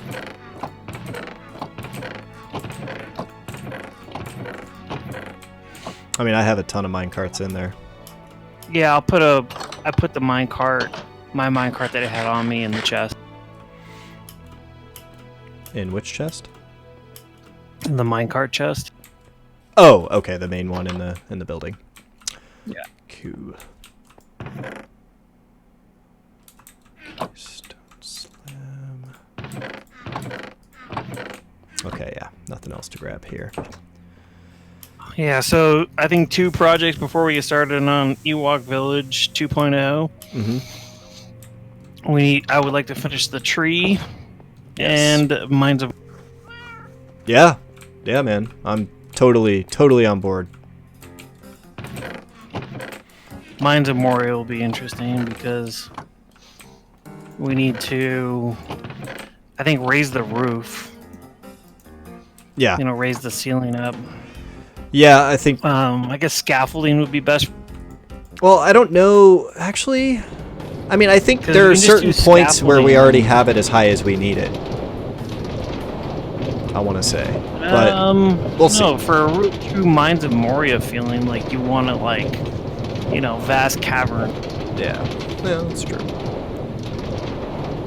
So I figure scaffolding, you go up until you get to a layer of rock, stone, where we've already cut it out, and then you go one up from there, and just dig up as high as you can, and then break that layer, and, you know, rinse and repeat. But Sweet. I would like to get it, you know, pretty high up, and then we can do marble column. Yeah. Well, shit, man. Anytime you've got that spark of motivation, just let me know, and I am happy. Yeah, we'll do that. That'll be a long-term project, but Yeah. the tree we're pretty close to be. I think that's the closest we're done. We're to being done. But we've got the village in Mines of Moria, which is nice. Yeah. I mean, I feel like we've made pretty good progress on a lot of our projects lately. You know, the Mines of Moria, we did have some. We had a few good sessions, and then we kind of put it on the back burner for a while. But I would love to get that done too. It'd be cool to have a targeting tool. So hear me out. It's a tool that you can use to select blocks, and nearby villagers will go mine those blocks, whether they be wood or leaves or rock or whatever, right? They'll dig it up and carry it back into the nearest chest, let's say, to their workstation. Yeah. But then you can also target mobs, and if you target a mob with the targeting tool, they'll all, like, you know, get weapons, or, you know, villagers will go and attack. Yeah. I don't know, I think that'd be cool. Oh, yeah. Yeah, that would be awesome. And I still say I want... I'm kind of surprised they haven't done something like this yet, but I want a new beacon effect that prevents mobs from spawning within the beacon's radius. Like, how awesome would that be to be able to set up beacons around a base and to not have to fucking spam torches everywhere and have a way to actually make it safe? And I feel like the beacon effect would be the most, like, that would be the most well-rounded, balanced way to do it. Is, you know, you'd still have to put the work in to get enough beacons to cover the area and everything, but make things look so much nicer if you could get away without having to light everything Not up. only they can't spawn, but it acts as like a repulsion shield, kind of like cats and creepers, right? They don't want to go in it, or it does continuous damage to anything within the sphere. Yeah, That would be cool.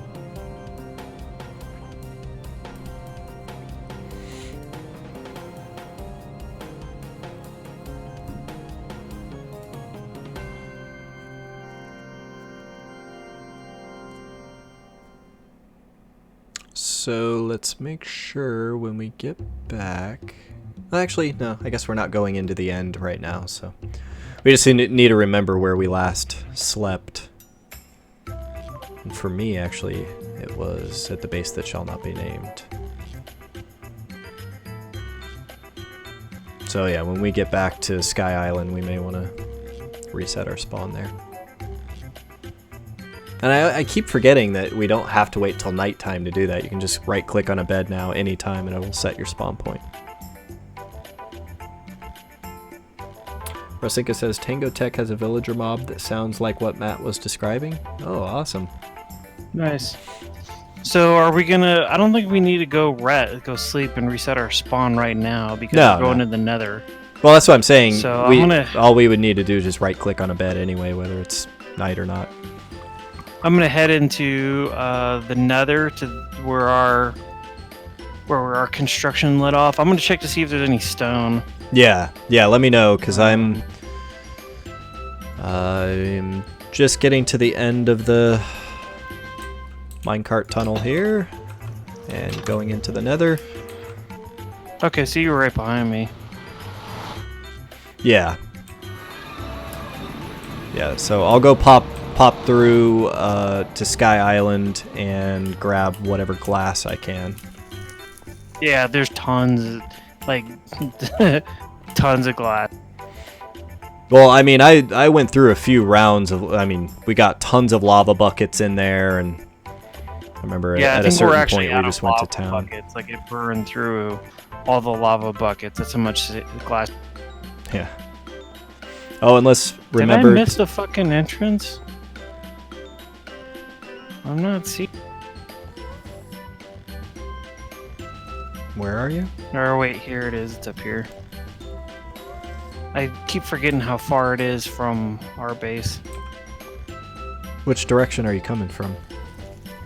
From where you were at, I forgot how far it was. Oh, down okay. Yeah, it really is far. And speaking of tunnels, I still want to get this main tunnel between our two bases looking a little nicer.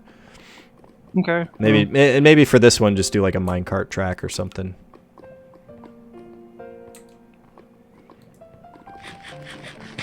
Who knows?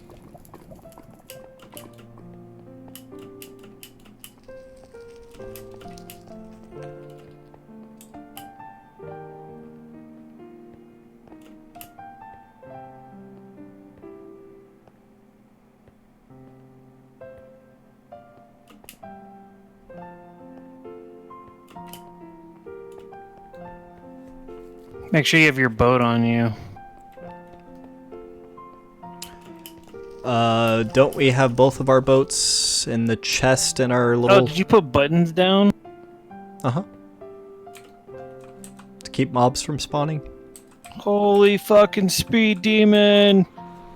I'll listen to death metal while I do this. It's so awesome.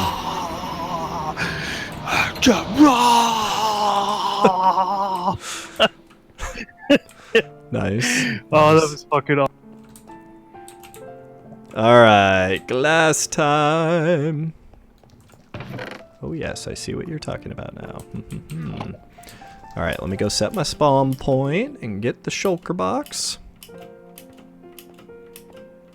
And then, do we have a crafting table out there, or should I bring a crafting table? There might be one in the base, but I would bring one just in case. Okay.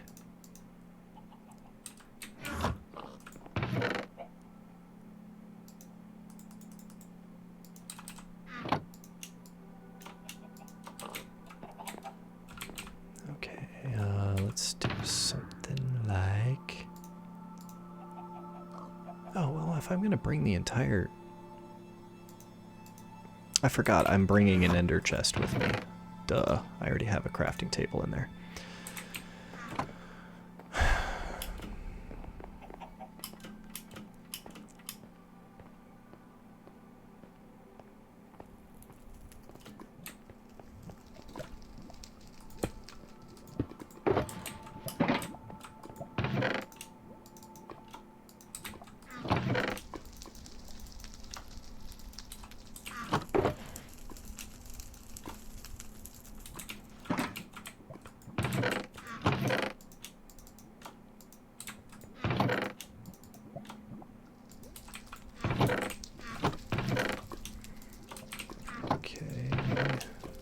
Little bit of smooth stone there. Figured I may as well get that. All right, that is one shulker box entirely full of glass. And then a bunch more, almost 9 more stacks on top of that. And then we'll obviously convert some of those to glass panes.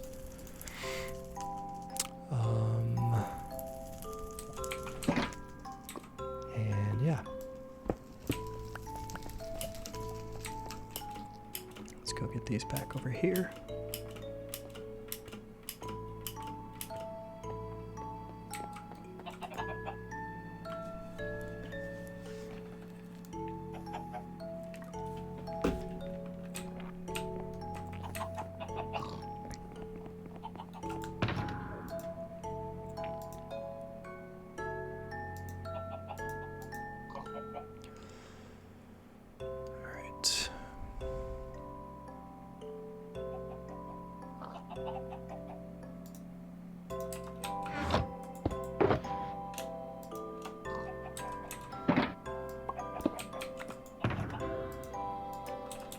Okay, taking my wings off, putting my awesome armor on so that I can swim in lava if I need to. Okay, coming to the nether. Should have everything we need. How many smooth stone slabs and blocks were there in that chest? Oh shit, I forgot to look. That's okay, I can check on my way. I gotta grab my boat anyways from there.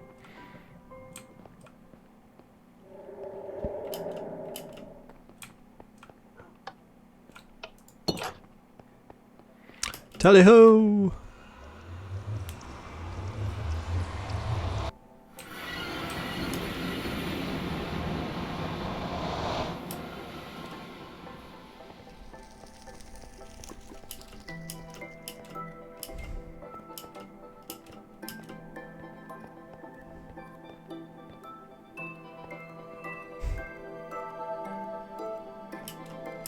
Didn't Wayne Static die? Who? Static X of Wayne Static. I'm not sure.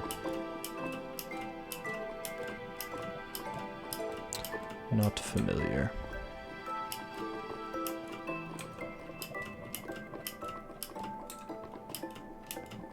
Yeah, that'll be so cool when the update hits and we'll get to see those little bastards walking around on the lava.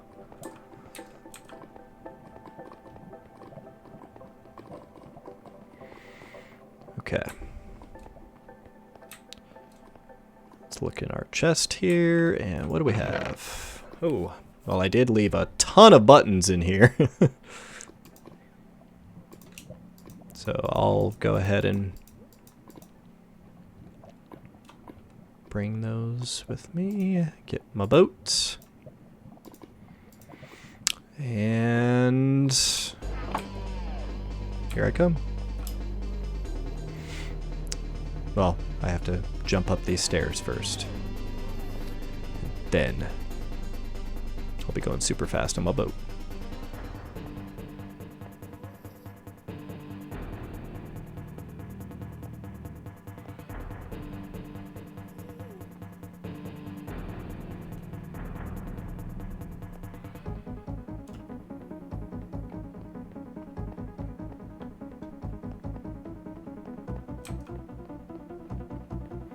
Oh yeah, and the redstone blocks.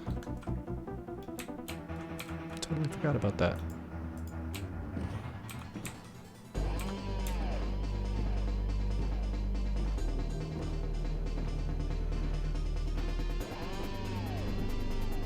Jesus Christ, this is fast. Huh? Hi. Alright. Let's get that up. Ender chest. Put it back over here where these are so we don't have to move it. Sure. Alright, and shulker chest with the blue eye. Hold on, I'm getting everything out. And did you grab slabs? Yeah, we should have everything we need. Okay, so I want to be careful where I put these. I don't want to risk them like slipping through the gap and... Well, we don't need glass right now, we just need... I'm getting all of this. Just so that... Okay, I've got all the blue ice. You can move that chest.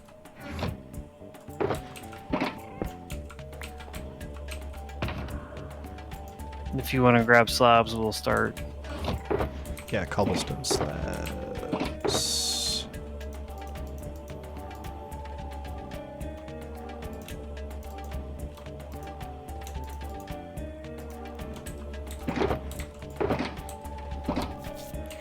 Okay, let me just eat some chicken. And ready when you are. Okay.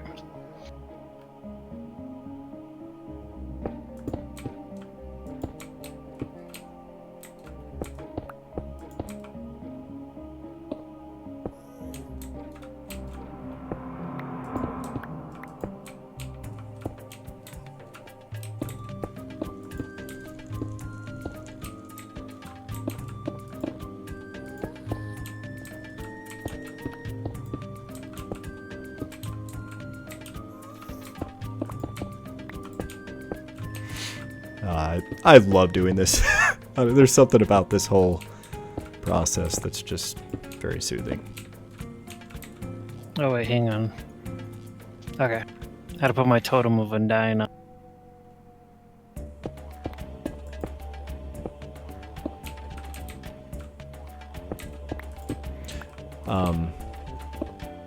Let's do some pillager raids soon and get more totems. Those evokers, I've done a few of them on the Xbox with the kids, and there's this you get it. You can get a good few evokers in a single raid, and I mean I think I got like 3 totems of undying from one raid at one point. Can you break that? I don't have a soak touch.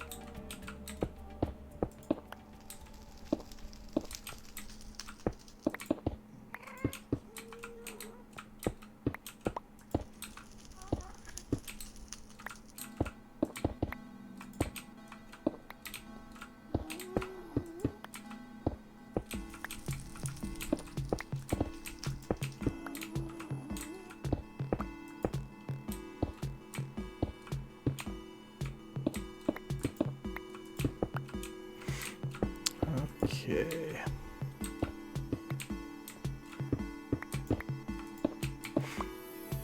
Yeah, I wonder. I'm really curious to see how far this gets us. I mean, it's a lot of fucking blue ice. I mean, just judging from how far we were able to get from our batch last time.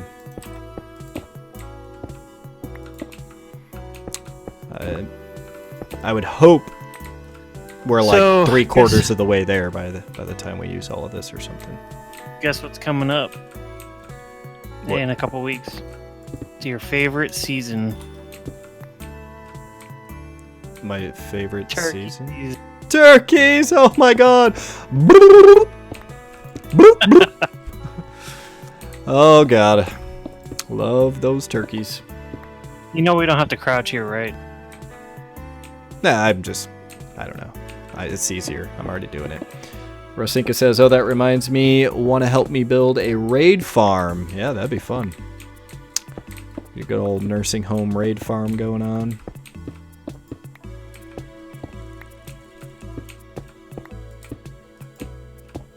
Now, I assume by raid farm, that's where we need to find a pillager outpost within some proximity of a village so that we can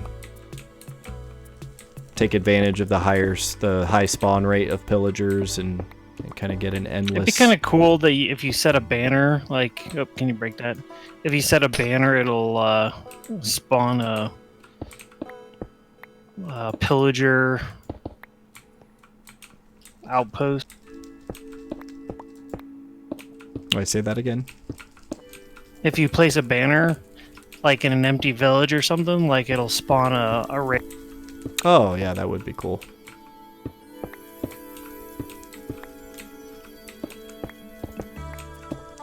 Like, have some way to lay claim to an area, and then they respawn, and they're like, nope, fuck you, this is ours. Yeah.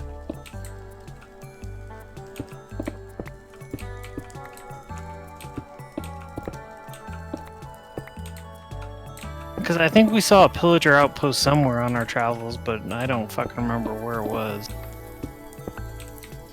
I think it's when we were looking. It was it was when you blew up in the desert temple.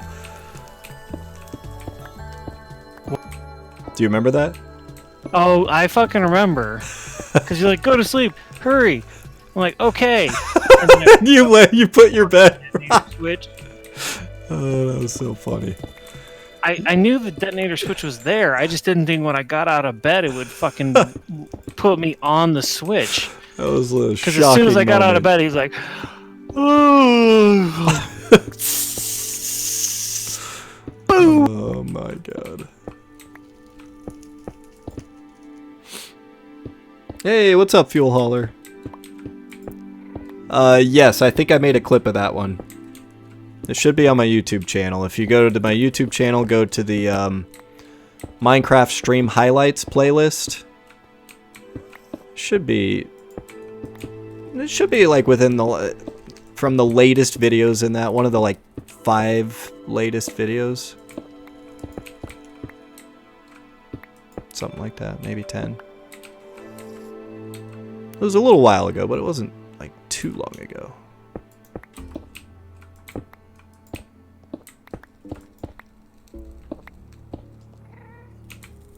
Yeah, I'm so glad this pattern works out.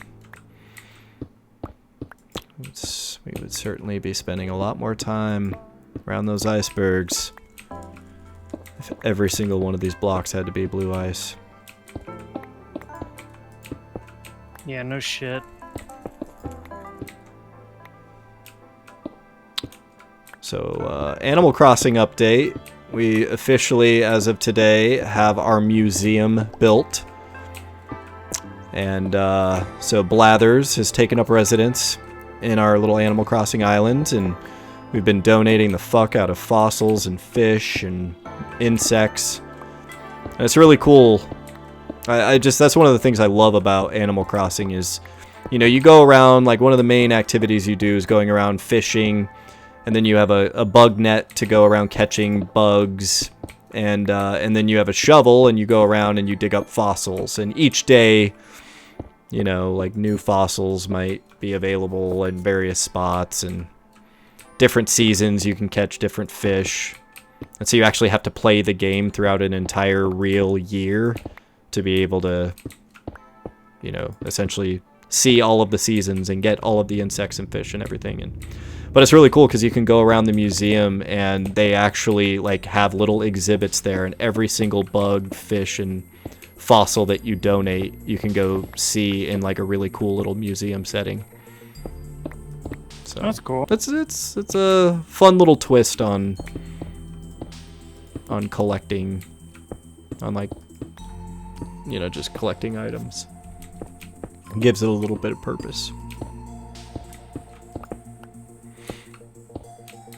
But yeah, the game is a little bit slow going. Like, we still have a handful of things that I think we have several more real days that we need to play for them to unlock. So there's like one tool we still don't have. Oh, there is a ghast below us. Be ready. It's okay. Just... yeah, he's good now. Fuck that guy. Ready? Yeah. I don't think they can fire up or down. Like, they have to be Yeah, I don't know. looking at the... He's close. He's scaring me. His little wiggly legs.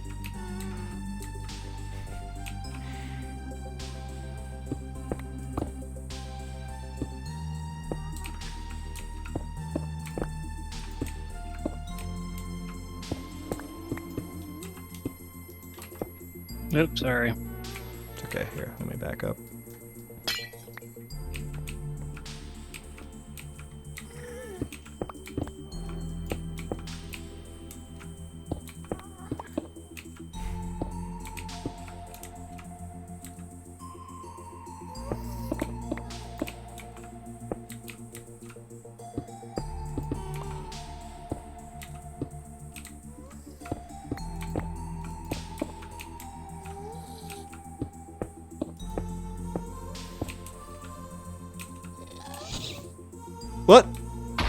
Ah! We are to, I guess, Yep. Go we're back to that part. Here, here, let's get this last little piece in here. One more blue ice right here. Just so we don't fall right down and... Okay. Alright, yeah, let's go back and, hold on, I got my boat here. And we will get our glass and smooth stone and all that stuff. I want to actually leave these back here just so that they're safe and everything. And let me get... Oh, your boat just took off. Hang on. We're back and getting your boat. Thanks. Stop, boat! It's like, no, fuck you! I'm a boat!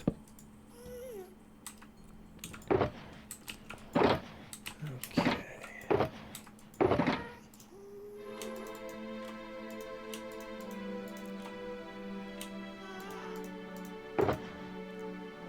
Okay, so what do we need for actually layout? Let's just get a bunch of glass. So I'm gonna get a bunch I here. got some glass, but do we have panes or do you have a crafting table? I have a crafting table here. I'll make a bunch of panes.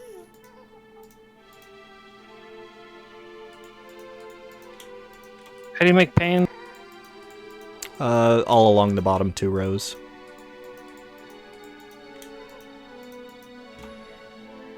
Oh, shit, I'm out of room here. Well, I'm making a whole shitload of panes right here. So, yeah. I've got us covered. Can you grab that glass there? I'm full. I don't have any room, so... Oh, how many panes did you make? Like 4 stacks. Okay, good. Alright, let's just leave all these here and hop in our boats. I will be the pane master for now. Ooh, kinky. Yeah. Do we have a safe word? No. The safe word will be, ow, there's glass in my anus. That's a safe sentence. The safe word will just be glass.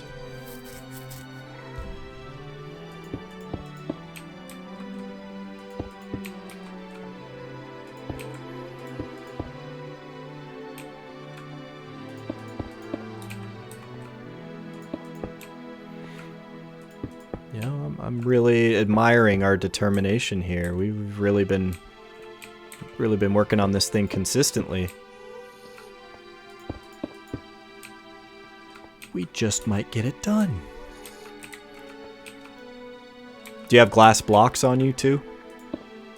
No. No. Oh, okay. Wait, you only have panes? Yeah, put all the other glass blocks back, because again, I don't have any... Okay. Well, Oh wow, we're do at the this. end here. Okay. I can go get some. Here, I'll just put the blue ice back. Yeah, put that back for now. I think we'll need to come back. Fuel Hauler says, ow is my go-to safe word. But I'm a wimp.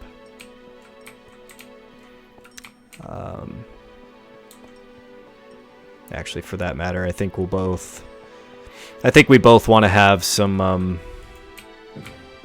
panes and blocks. Probably like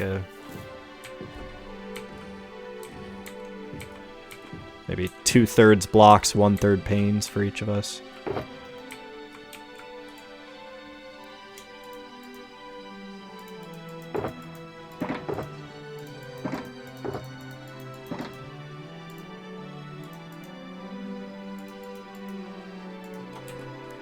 Okay.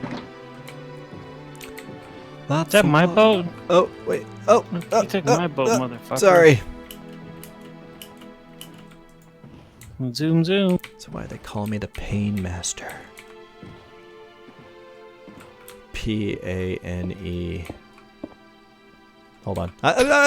Don't break it! No! I did that just to fucking watch you score. Yeah, well, it worked. Alright, let's see. What do we want to do here?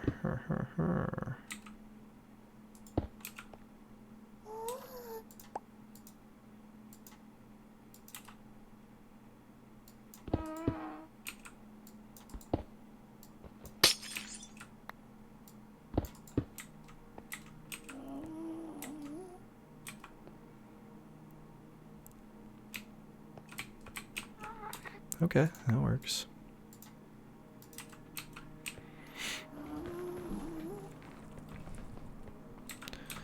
All right. Resume.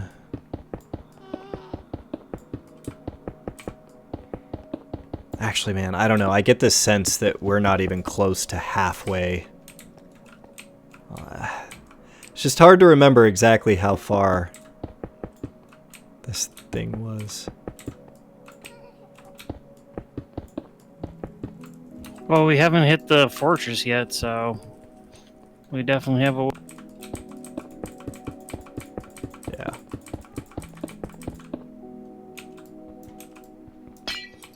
Oh, there's a fortress below us. No shit. Right below us, there's a another fortress. Oh, sweet. See it? Yeah. I see it.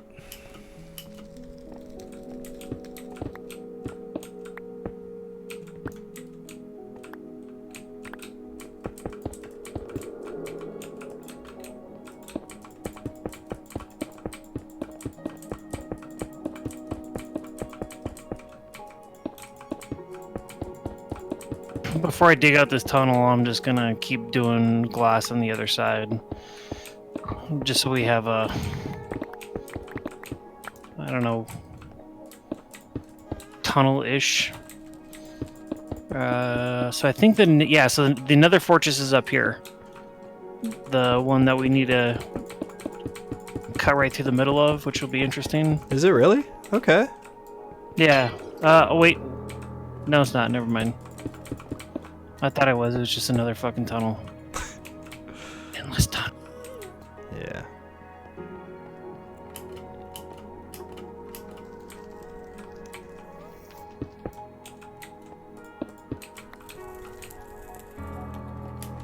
There's a giant soul sand biome down there.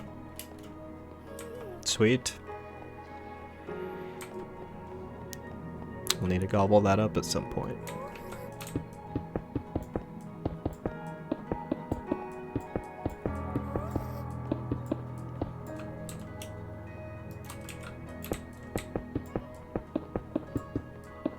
Yeah, it's becoming painfully clear, no pun intended, that we're going to need a lot more glass.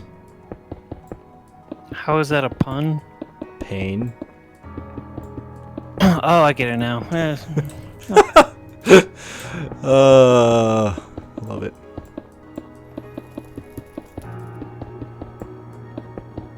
But it's really the blocks we need more than anything, so it was an especially bad pun.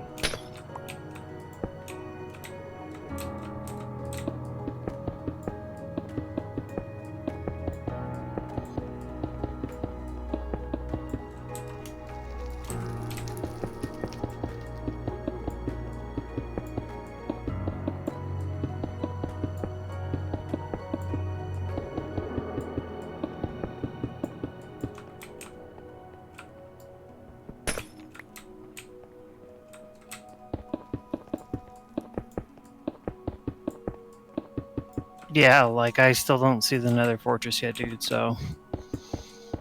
You're right, I don't think we're even halfway done. Yeah. Because, I mean, as we were doing this, I seemed to recall, like, a few places I had remembered, and I always remembered them being, like, closer to, the Sky Exhausted Island by thing the than time you got done. Mm-hmm.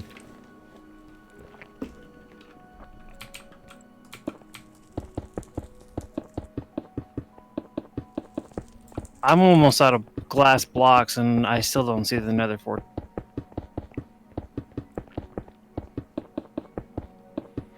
Well, this project wouldn't be worth it if we got it done in only a month or two. Needs to take at least 6 to 8 months for it to be worth it. This is gonna be a fucking sick tunnel, though. I think Alright, this tunnel gotta be up here. This tunnel will be our finest work.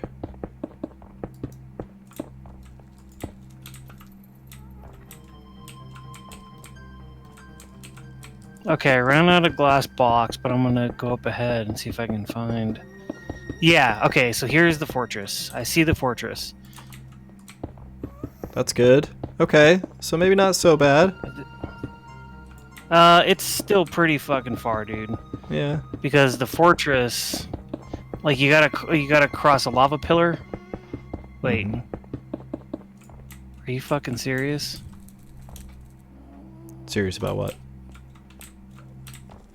Hang on. I thought this was the fortress. It's not. But I could have swore it was over a giant lava lake. It's gotta be up here. Holy fucking Christ. There it is. Okay. We're far. We're very far.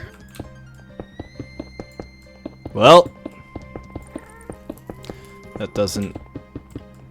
No sweat. We're definitely gonna need a lot more blue ice. And glass. Don't forget the Yeah. glass. There's a lot more to go. And I don't remember how much further past the Nether Fortress it is. Because I think we had to go, what, 12 maps on the overworld? Yeah. Yeah, 12 maps on So the that's overworld. 3 maps on the Nether? No, that's a map and a half. The 4-to-1 ratio, right?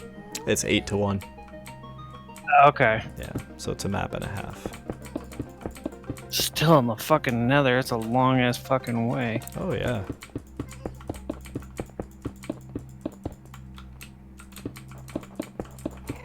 I'm trying to think, do we have any precedent for a tunnel that's that long? I mean, I would say maybe the pathway that from Sky Island out to our desert biome out there is the closest. What do you mean the closest? The closest As far to as length to goes? us having gone that long. I mean, To the desert biome? yeah. Although I don't know, maybe the tunnel from What desert biome? the original desert biome where we got all of our glass, where there's the villagers, and we've dug out almost the entire biome because we've been taking sand from it for like years. I don't remember it being in that long. Yeah, it might. I could be wrong. Maybe it isn't. I think the Super portal from the base that shall not be named to the Nether portal. That one's pretty. Yeah, I think you're right. That's gonna be longer. I don't know if it's. That's the thing is I don't think it's longer. I Well, think longer it's than close. the other one. Yeah, this one may take the cake entirely. Which is why we're doing it out of blue ice because fuck running this thing. Fuck minecarts, dude. I could fucking go to sleep, go take a nap, and come back, Yeah, and I might. I know. I mean, it'd still take a good 30 seconds, maybe a minute, to get on even on blue ice to the end. Yeah, I would think so. That would not surprise me at all.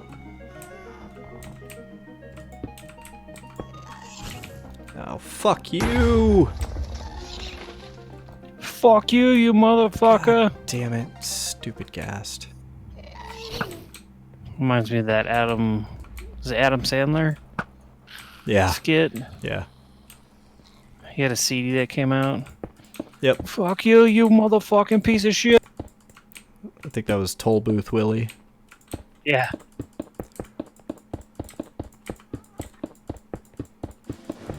Yeah, that was I think that one was They're All Gonna Laugh at You. I think that was the name of the album. They're all gonna laugh at you. No! They're all gonna laugh at you. And then his the buffoon character, like as a kid, that was so fucking hilarious. Hey, Grumpy Dragons, what's up? Out of glass, what a pain. Nice pun there, pain pun. If it weren't a long way, I wouldn't need a high-speed link. That's right. But anyway, the buffoon character, like, he's talking to the principal. He's like, I don't even know if I can do the voice. It's one time, you know that guy. I looked at my asshole in the mirror. It blew my fucking mind. And then his song at a medium pace is the funniest song I have ever heard in my life. Like, it's like an entire song about him like having sex with his girlfriend and having her do like horrific sex acts.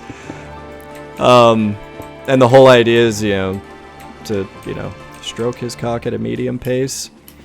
Oh. And then like at a certain point it gets so bad that he's like, you see that shampoo bottle now over there? Stick it up my ass. Push it in and out at a medium pace. Like, Adam Sandler really, like, I don't know. It's too bad we didn't get more of him just completely unhinged, unfiltered in every way. I don't know, I'm sure a lot of people would call that juvenile humor, but I fucking loved it.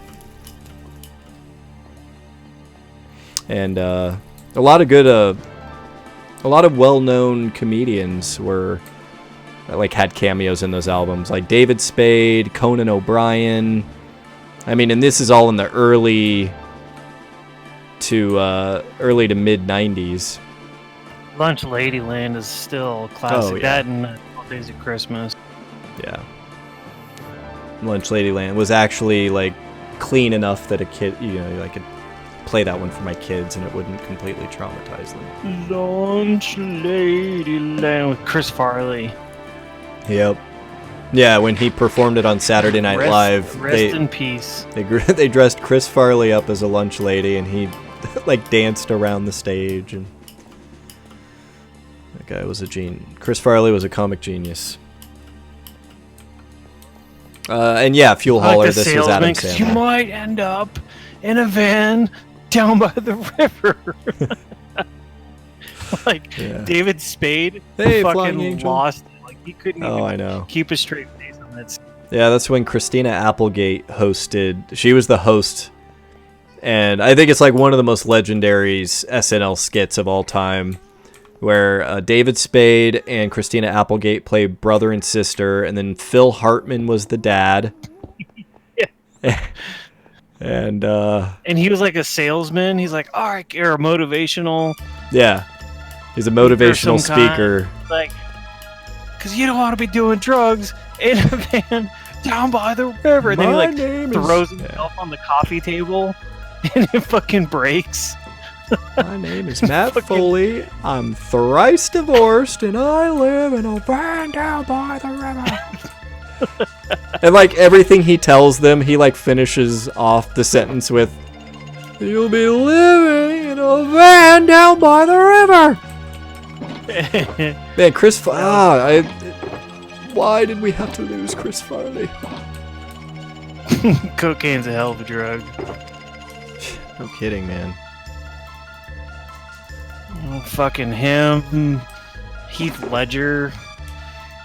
But John speaking Candy. of Saturday Classic Set, I know that was over obesity. I don't think that was cocaine. It was a cocaine overdose. Was it? No shit. Fuck. Yeah. Yep, if I remember right, it was cocaine. Cocaine's a hell of a drug.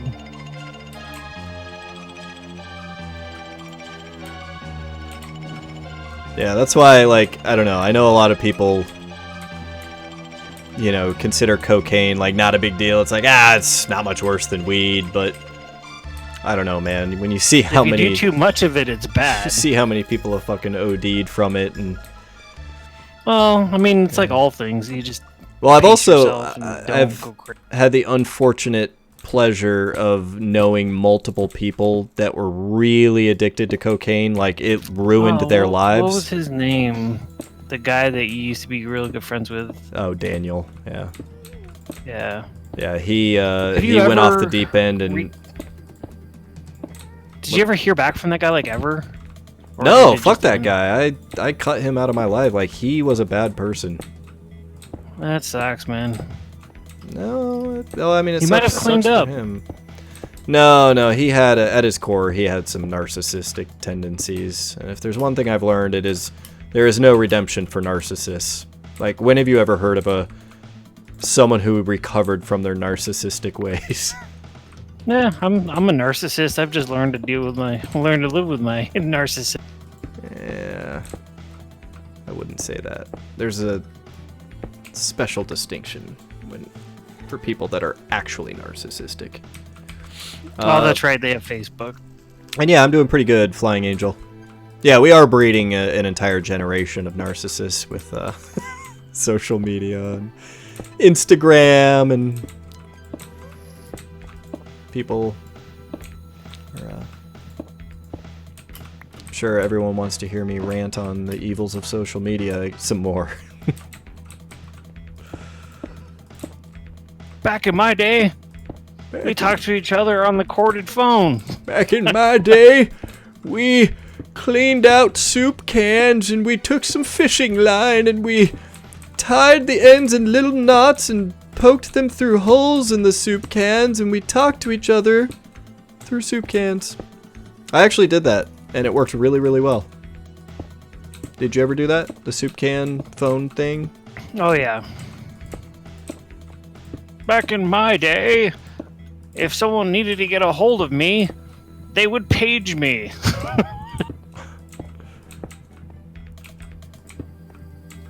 Oh, man. Fucking technology. I would say fucking millennials, but I am a millennial, and so are you. I refuse to identify as millennial. I know. They need to fix the generational gap there, because there are two different types of millennials. Those born long enough ago to have lived a life without the internet, and those who were born in the later part of the generation where they don't understand the concept of people, not everyone having cell phones and... Yeah. Like, actually, that was kind of the big one. It was like... Didn't have the internet? It's like we didn't have the internet or cell phones, you know. We had to I'd call my friend, I'd call your house and I'd say, "Is Matt there?" "No, Matt's not there. I'll have him call you back." If we did have the internet and somebody picked up the phone, you no longer had internet. Yep. Oh man, so another good Saturday Night Live skit, Steve Martin. Fucking classic. Which one? Cause we're two wild and crazy guys. And King Tut. Oh, I don't remember King Tut. Oh, he did a song. Well, which generation of Saturday Night Live was 70s. it? Okay, yeah, so Dan the Aykroyd. 70s through the mid 80s. I really, I've watched some, but What the motherfucking shit? Are you serious? A fucking gas spawn in the tunnel. Fuck What? you. wait, really? Fucking. How's that even possible? Dude, I'm looking at him. Hang on, let me see if I can shoot this bitch. He's flying out of the tunnel now. Wow. He must have just spawned like right at the edge of the tunnel. Is he gone? Oh shit, there's 3 of them. I'm hiding. Damn, man. This is hardcore. Hang on, let me sneak out here and see if I can pop. Oh, God, I gotta take these stupid glasses off. It's hurting my ear. Hopefully I've got the benefit of the blue light blocking glasses for long enough.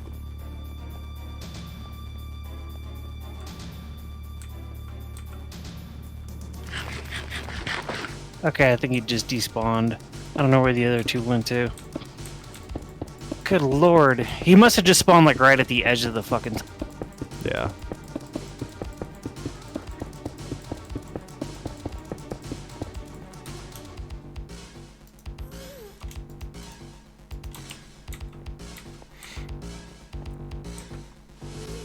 Yeah, Flying Angel, 3 years is a long time. You have been a faithful follower for all these years. And I can actually Faithful say cult all member. these years. No, this is not a cult. The cult of IE blocks. The cult of blocks. Yes, the block cult. Oh, fuck me. I fell. You fall in lava? I fell far. Okay. You'll be fine. And there's fucking lava everywhere. You're wearing god armor, remember? I pooped my pants a little. Hang on, I gotta wipe the pee off. Okay. Just make sure to sanitize your hands afterwards, so you don't. Hell wet no. I just don't want to spread the coronavirus, but Yeah. I don't wash after I go to the bathroom. Oh god. Hi, Mr. Pig. 55 blocks should be enough to get me back up. Holy dude, I shot my pants.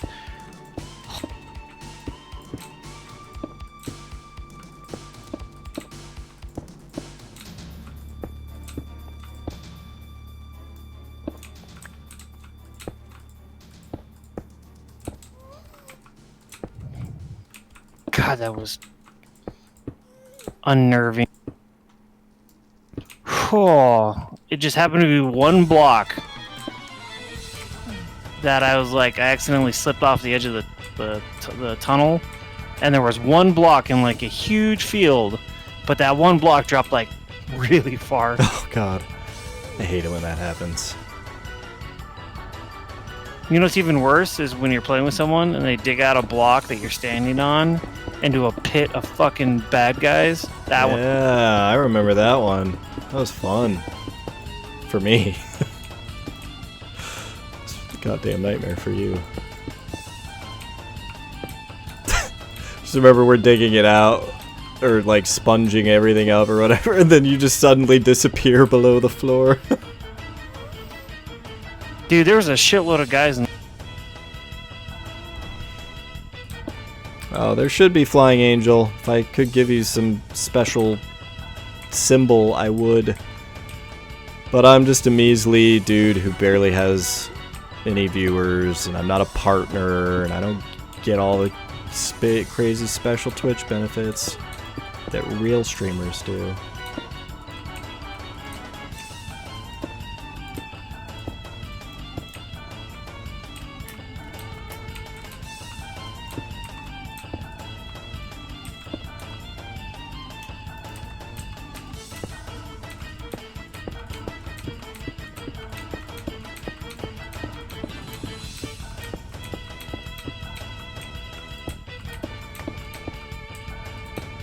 Out of my way, piggy!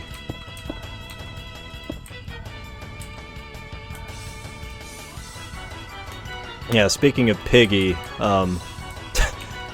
we somehow came up with, well, I came up with a new nickname for one of our cats, Winter. You know, her nickname has always been McGints. So, like, when she comes by, it's like, oh, hey, McGints, M-A-G-I-N-T-S, McGints. And for some reason, one day I just started calling her Piggy McGints. And so now we call her Piggy. So whenever she comes by, we're like, hey, Piggy. Come here, Piggy McGints. Hurry, her, her. Her, her, her, her, her. Her. Hurry, her, her. Like the VIP thing? Well, I mean, I gave you the VIP thing. That's like the only thing I can give you. Affiliates show the first 3 and partners the first 5 or 10, I believe.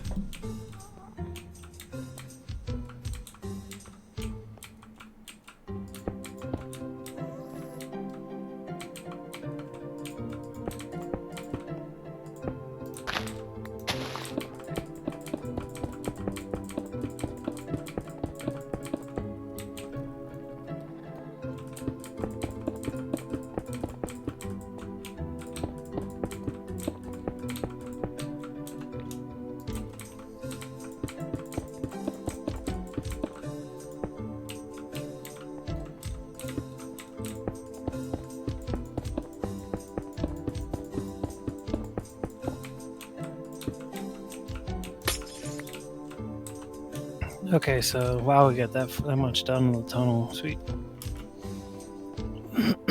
Have you ever heard of a band called Called what? Nico Vega? Oh. They did Land of America off of the Bioshock Infinite trailer. Okay. Stand tall for the beast of America. Stand tall for the man next door. No? No, I can't say I'm too familiar. a The good name rings a bell. Like maybe I've heard something else.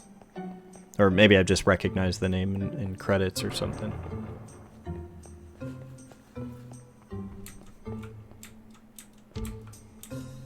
And yeah, Flying Angel, that might be true. Dude, I'm so fucking glad right now. Like I was thinking about the other day, I was like, I am so glad I did not get VIP tickets to EDC and spend $3,000 because Yeah. we would not be going. I'm sure they issued fucking refunds, but I was telling the wife, I was like, dude, next year, like as soon as they come on sale, if people are not going, which I'm sure a lot of them are gonna go, Yeah. I'm ready for this whole quarantine thing to be over and the fucking raves to start. I bet you there's gonna be some crazy ass fucking parties. Oh yeah. Yeah, they're probably going to invent whole entire new concerts just to celebrate the end of quarantine. It's the coronavirus recovery party. I guarantee you. Oh my fucking god! I almost fell again. Jesus God. Oh, dude. Oh, there's something about like almost dying like that. It's kind of like jumping out of a plane. Like all your skin like immediately clenches up, and you're like, oh, feels good actually.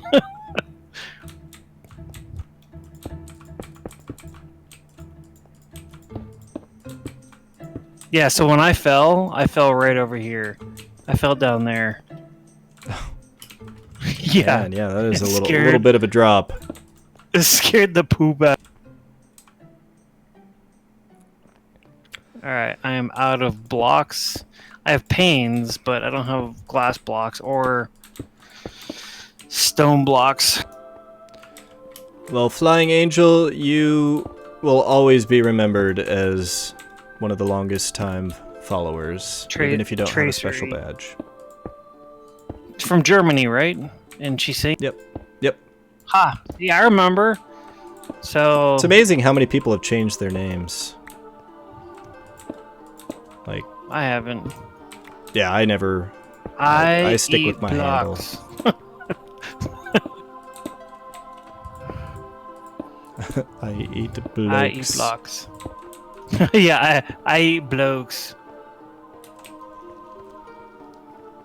Here, tell you what, while you're doing that, I'm just gonna start breaking blocks and putting down the ice blocks, and then when you're done, we'll go back and we can break blocks and put down the slab. If you're cool with that. Well, because I'm only gonna play for like another 30 minutes. Yeah, I understand.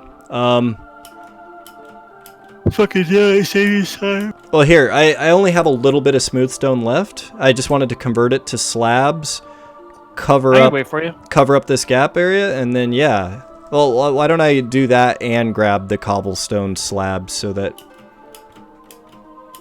yeah, we can do that.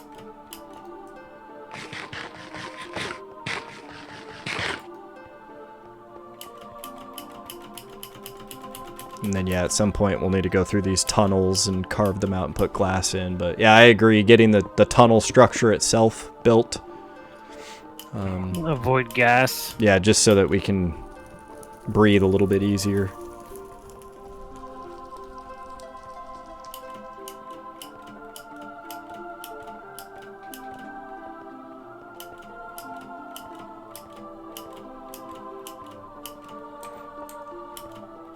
It's crazy how out of whack all of our schedules are, with us all just being home every day. And I guess they finally got things sorted out with the school, so the entire rest of the school year is going to be virtual. So we're essentially going to be homeschooling our kids for the rest of the year, and we have to like check in at certain times, like online that we have to like sign in at a certain time and basically treat it like school, but we're just doing it from here instead of them going into school. So crazy, man. Like never really would have fathomed that something like this would have happened, that it would have just been so far reaching. It's good though, because now, like, kids who have chicken pox and fucking the flu, like, they're gonna have a protocol in place that says, if your fucking kid is sick, you're gonna do this. They're not coming into school. Like, you're gonna stay at home because we have this stay-at-home quarantine program for you, right? Like, I really think it's a good thing because it's only a matter of time before the next, fucking nasty virus outbreak. Oh yeah, And it could have been a lot worse. It will happen. I mean, it's happened many times in the past. It will happen many times in the future. All right, I've got a smooth stone slabs. You coming to get the blue ice, or you already get it? I've already got a lot of blue ice. I'm just placing the rest of these glass panes the best I can. Okay.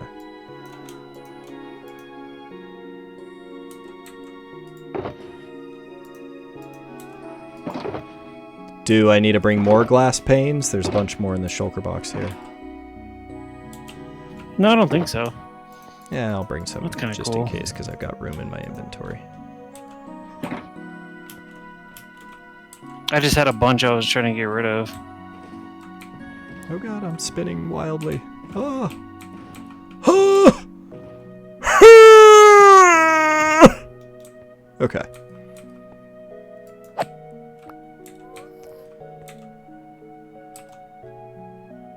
Well, I am I don't ready. think this is on my playlist. Why is it playing this music? I don't remember this song. Rusinka says, I'm hoping it allows more housebound people to ask for accommodations. Yeah, no doubt. I think this is going to begin a shift towards a lot of companies realizing that like, oh yeah, people can work from home effectively. And I don't know, I think a lot of companies still are kind of stuck in the past where they just, for no good reason, they won't allow people to work from home when, I mean, the technology's there. Not everybody can do it. Like, obviously some people are going to fail miserably working from home because they're too easily distracted or whatever.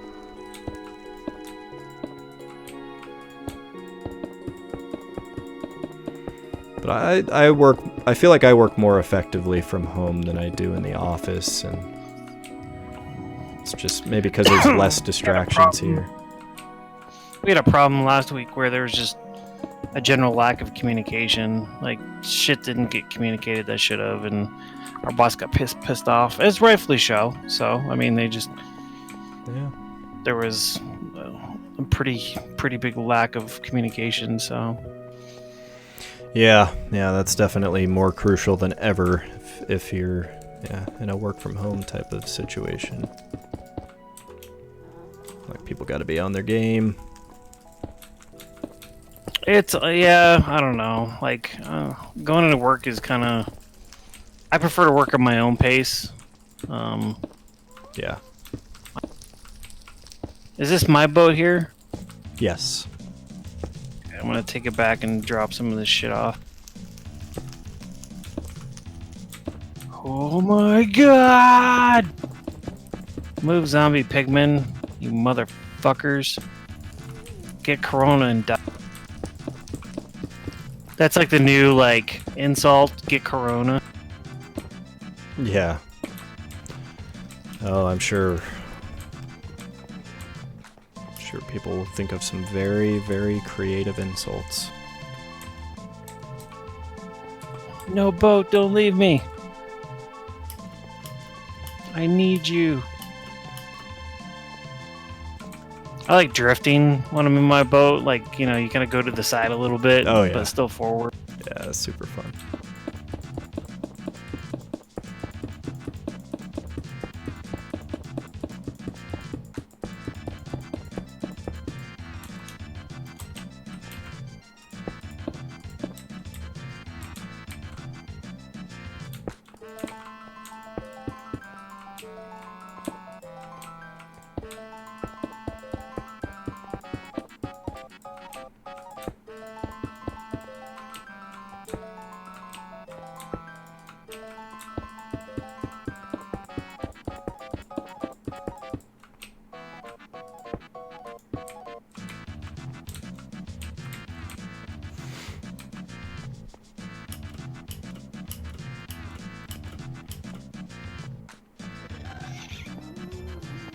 I heard a bad sound.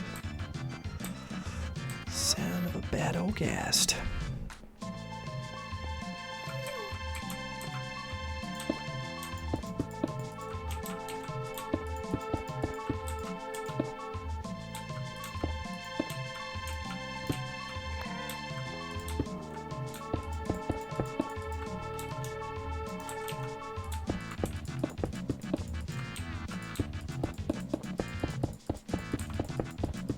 So yeah, after we finish this round, we are going to need a lot more sand, and we're going to need to smelt a lot more smooth stone. A lot more blue eye. I mean, yeah, we're going to need a re-up on literally everything.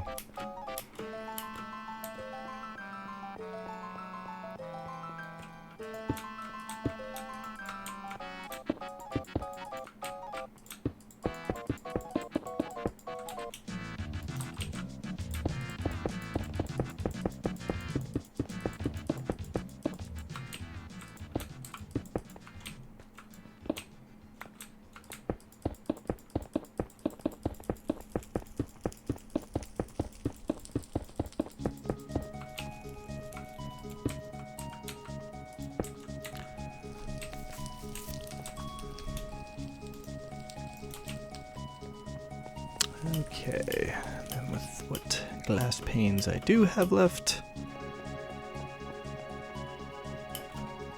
go ahead and plug some more of these gaps.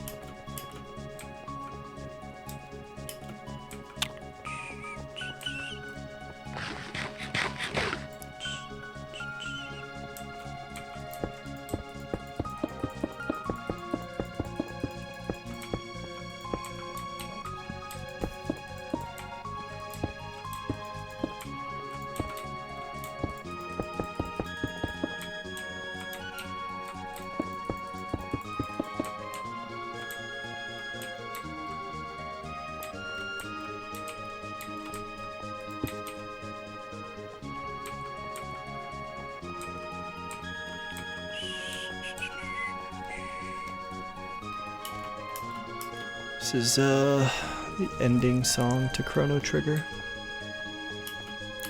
when the credits are playing. Very good song.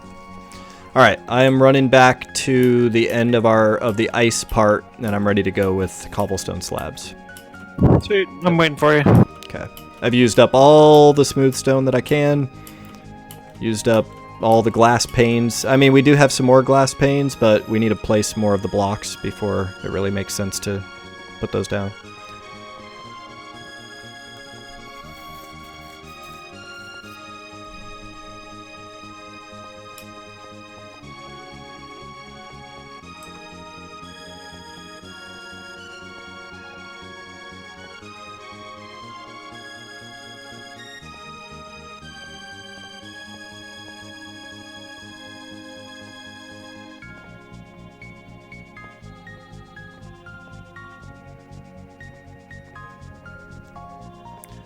And here oh,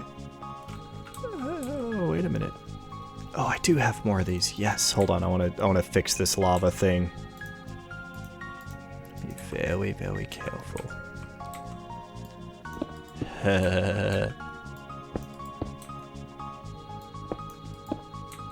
Ha! Look at that. Right. Nice job. Thanks. No, it just kind of like limp dicks over the Yeah, top. it does. It's just like, hey. Okay.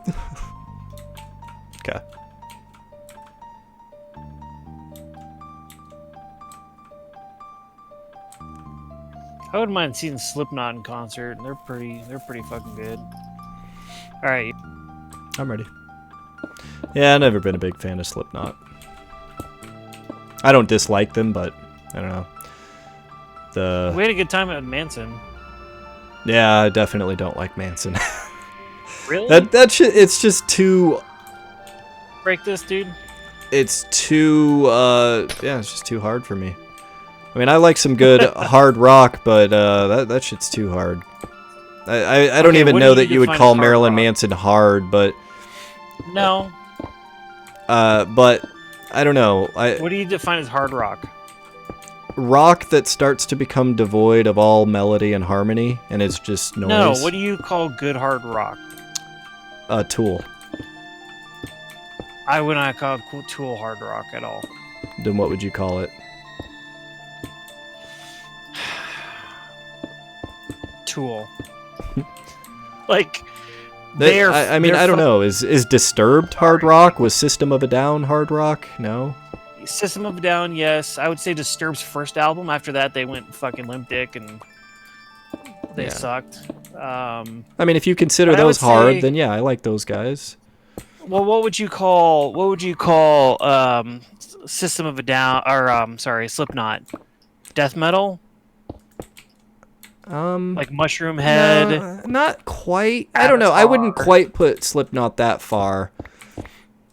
But I don't know. There's just a certain quality, and I think a big part of it is the theatrics too. Like, I am totally not into bands that go like real heavy into the whole like acting out as characters, and I'm just like, dude, just play some good fucking music. Don't act like you're some weird horror movie product of a horror movie. Like Rob Zombie? Come on, you he's- don't like Rob? He's not as bad as the others. I mean, he kind of gets a little bit of a pass from me. But yeah, Why? I'm not super. I don't know. I'm just not super into that genre. Like, again, when for me, I'm a little bit of a pussy, man. I like my music like I like my dick, soft. What?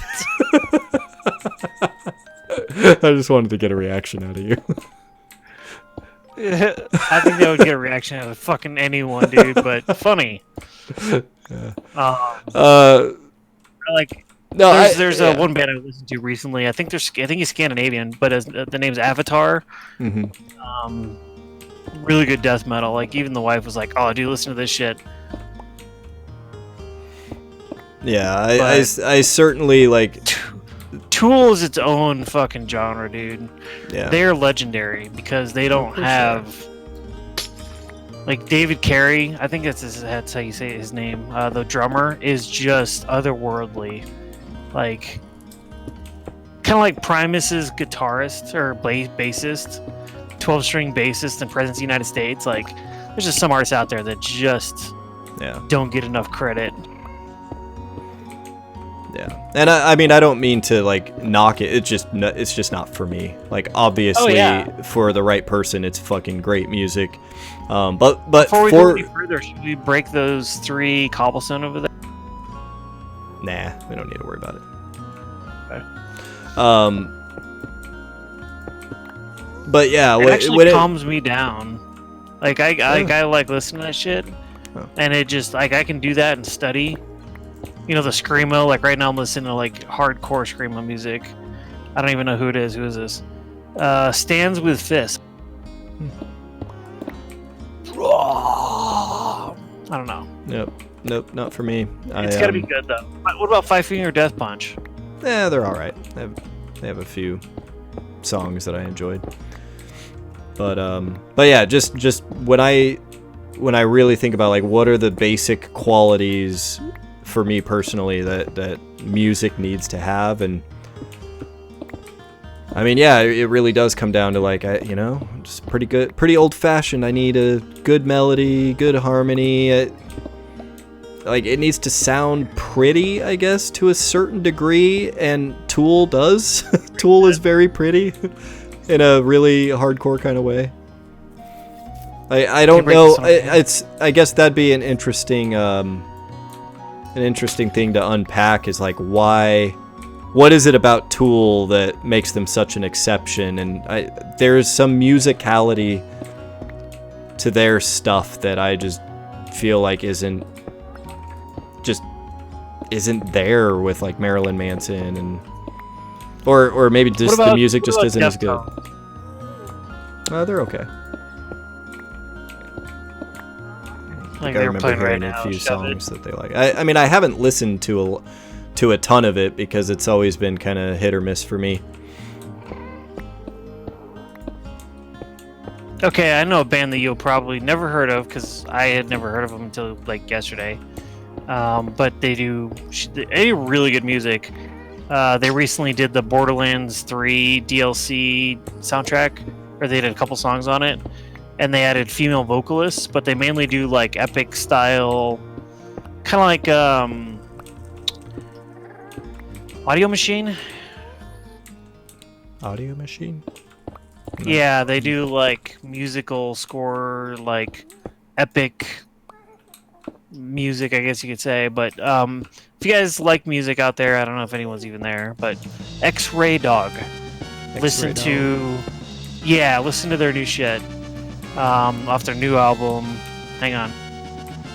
It is called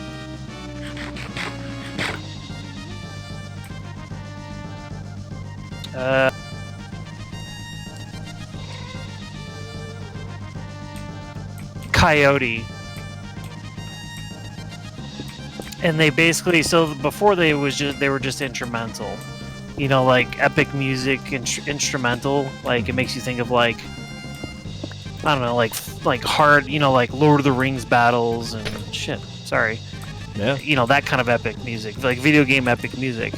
But then in Coyote, they added a female vocalist, so it sounds almost like, oh man, I don't even know how to describe it other than like this very, very raspy, I guess you could say, female voice, but she's very, very pretty. Hits all the notes, you know, very sultry. It's really good. Yeah, lately the music that, you know, if I think about what I've been listening to, I mean, Radiohead is a mainstay for me. I Right. probably My every mainstay. week I'm listening to some, you know, I can't count the number of times I've gone back and replayed. You haven't heard their Radiohead's album.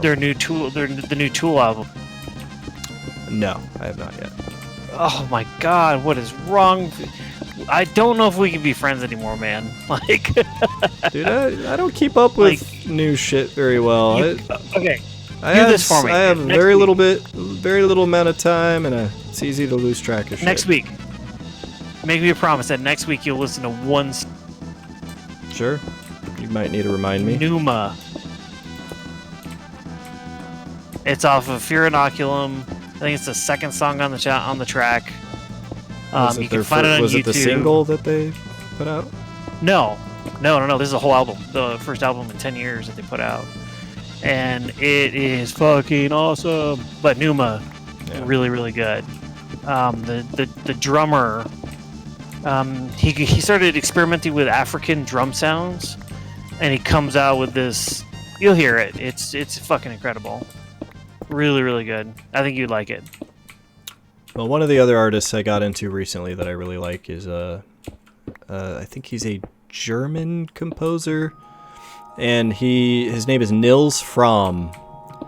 And Sounds familiar. his music, it's hard to put a genre on it. Like, it's kind of like techno, but what he does, he's basically like a musical wizard. He uses a bunch of like analog, like looping machines and things like that, and plays the piano and keyboards, but adds like insane amount of reverb and loops, and he plays every single track like live, looping back on itself, and like, you know, so That's as awesome. the song goes What's on, his name? it's layering. It's like layer upon layer upon layer. It's Nils Fromm, Nils, and his last name is Frahm.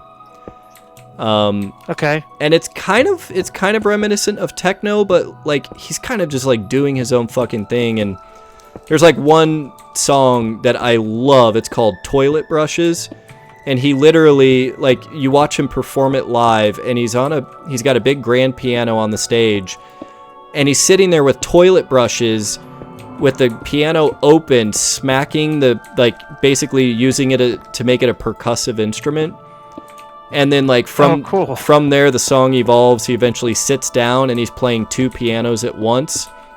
and like, you know, activating the looping machine so that, you know, the loops start, and it's like he's playing an entire chorus with himself, with like, it's just hard to describe. Like, he's recording and looping back as he plays and adding layers on, and like it's all happening live. And then he's got a bunch of other just really interesting equipment that he uses to produce like very specific sound effects. And That's awesome. I'll have to check him out. That sounds like something I would enjoy.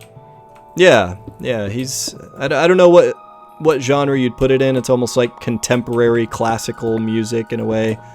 Although, I don't know, I'm a little bit turned off by not a lot of, but some of the contemporary classical, because there's a lot of atonal stuff going on, where rather than like putting music into a specific key, I've heard some stuff where it's like keyless music and it just sounds like a cacophony. And supposedly the more you listen to it, it starts to sound really good, but it's really hard to listen to because your brain can't latch onto like what key it's in. So everything sounds really discordant, but I guess supposedly it's like an acquired taste. And so some of that stuff, like they'll actually use all 12 keys in a single song. And yeah, I don't know. I've always really liked classical music and minimalism. That's Yeah.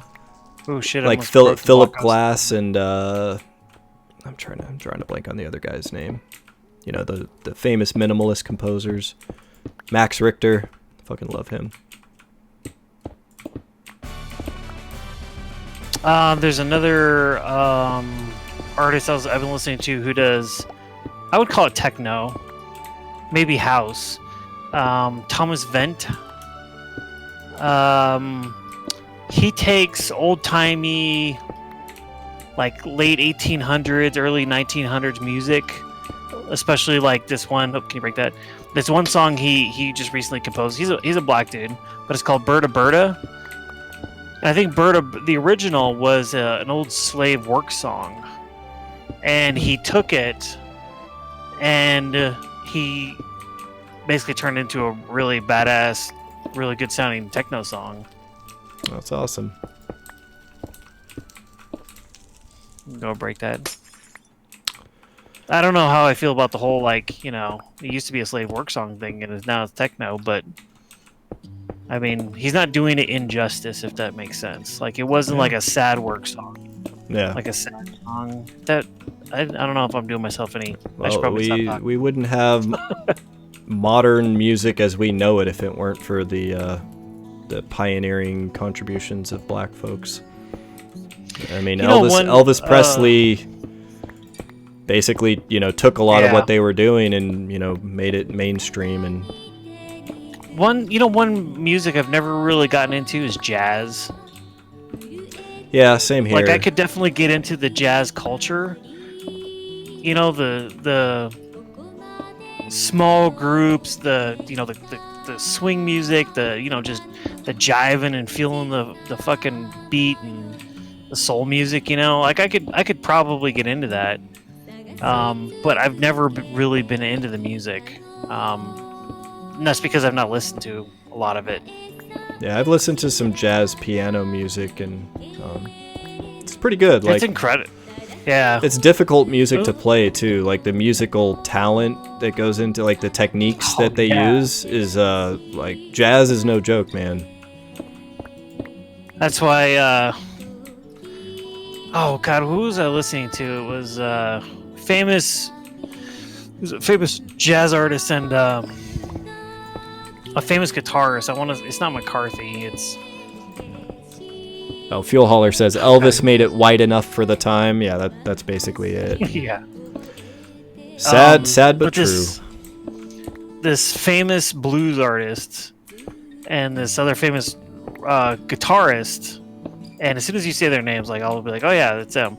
But they were playing with this new guy, this young kid, who had mastered the way of making his guitar sing when he played it.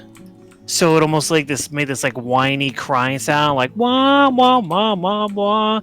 You know, but the way he played it, it sounded like very similar to like a woman singing. And these two legendary guys actually stopped playing just to listen to him play, and then like applauded him afterwards because they were just so impressed. And the cool thing is you know, they gave him inspiration for doing what he does.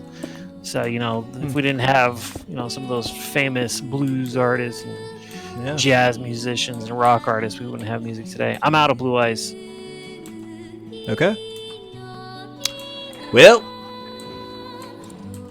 get on our boats and let's get packed up and... Well, Enderman. 2 Endermen. Jesus. Yeah, right? How did they get there? That shouldn't be possible! Alright, so glass into this orange one. Oh, there's like 8 more stacks of blue ice in here, but I'm good for... Yeah, I think we've... I feel good about the progress we made. It was good.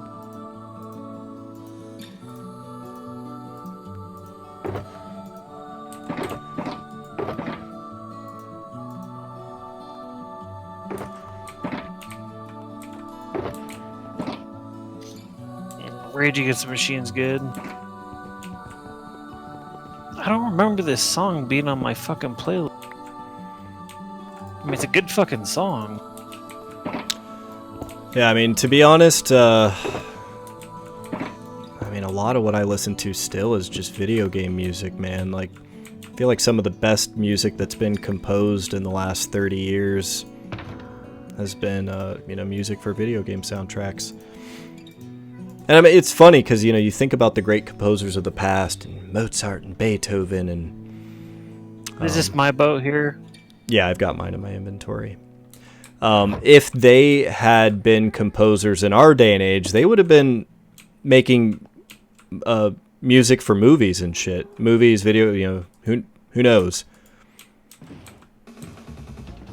Oh, speaking of famous great composers, are you taking off? Did you take off? Yep.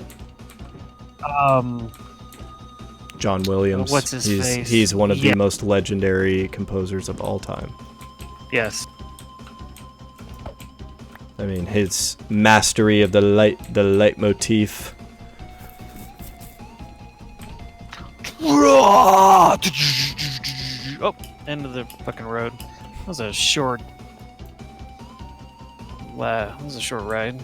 I was getting into it. Just metal. That's how fast that blue ice is. All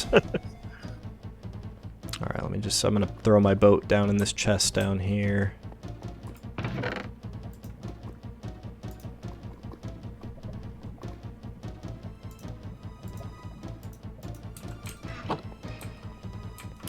I do not remember this song, but it's a fucking good song.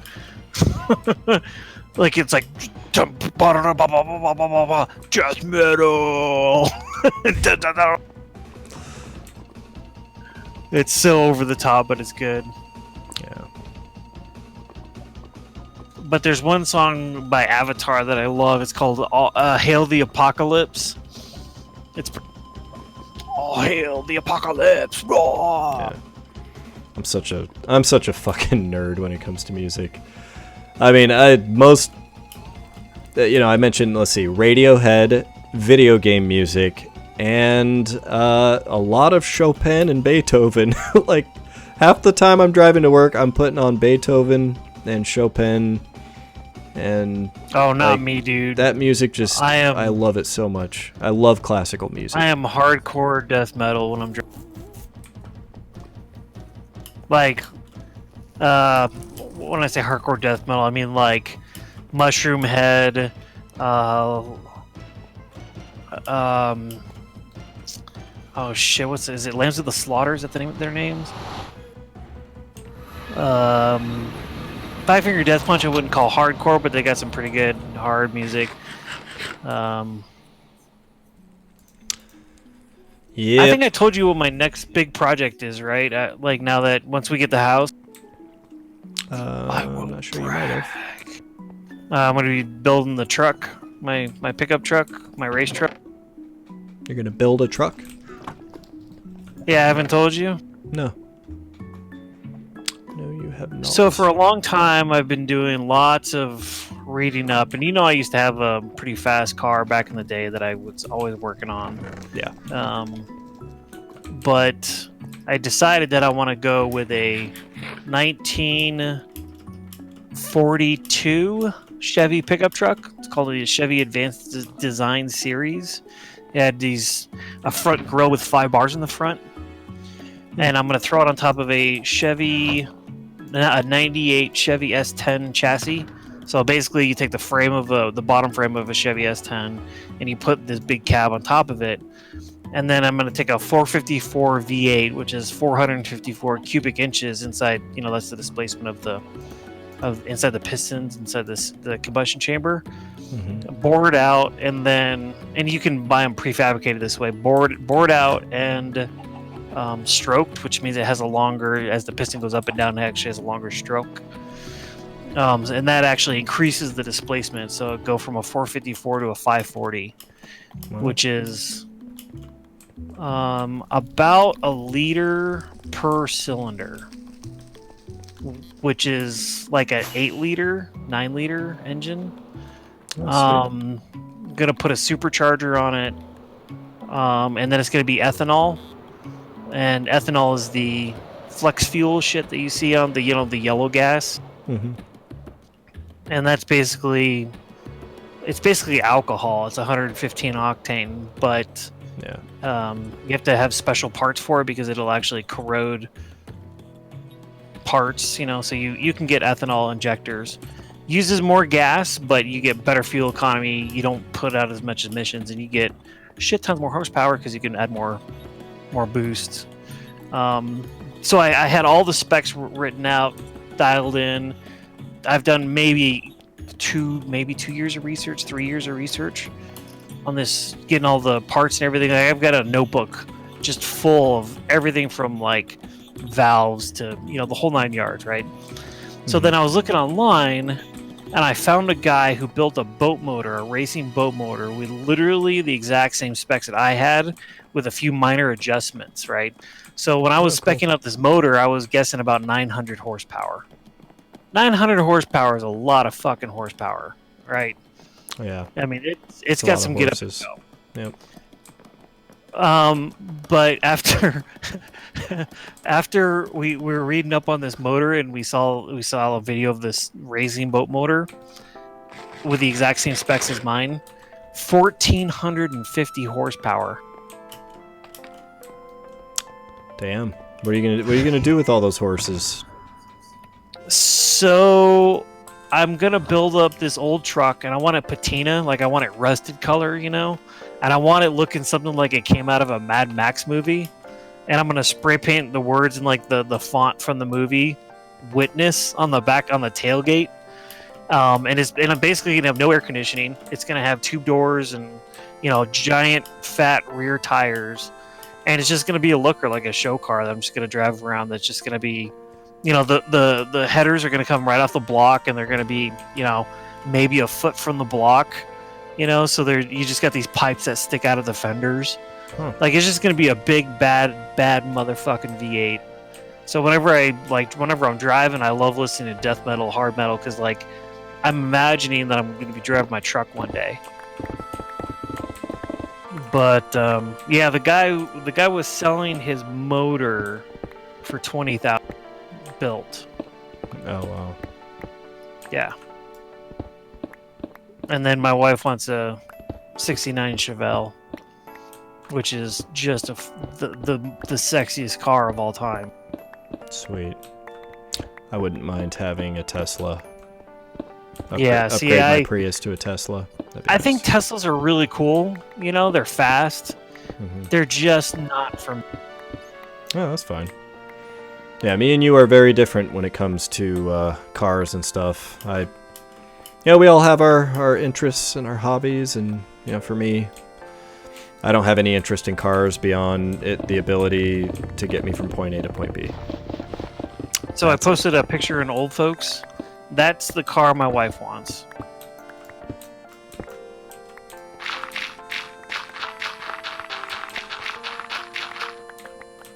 And the truck that I'm looking to build.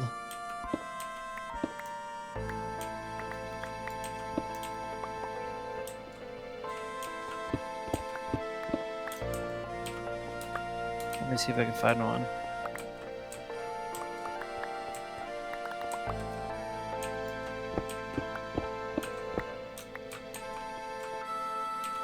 There we go. Give me my beacon.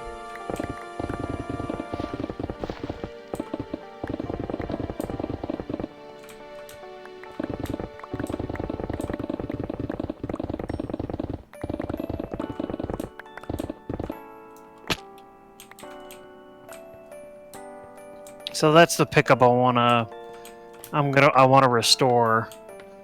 So the first one is the one that my wife wants one day, but honestly, those Chevelles are so expensive. I mean, even a rusted out body will go for 7 to 10,000 without a motor. Like they're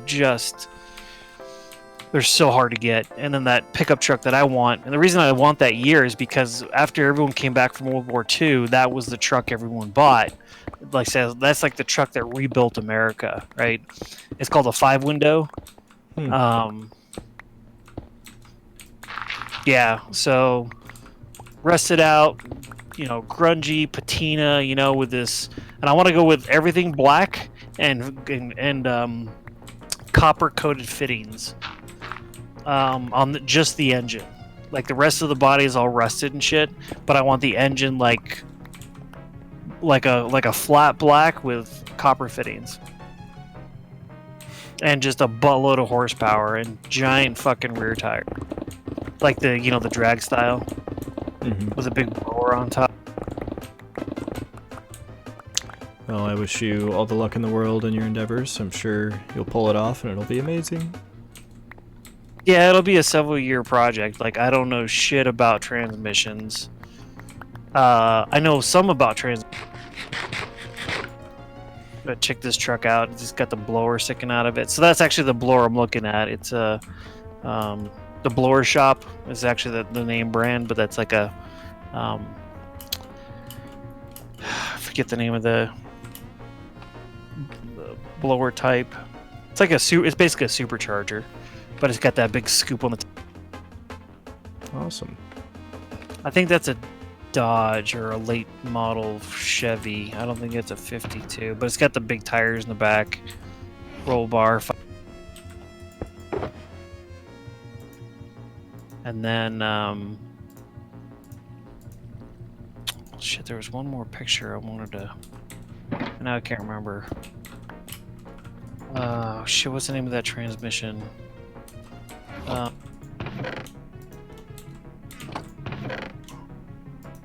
It's not Allison, it's I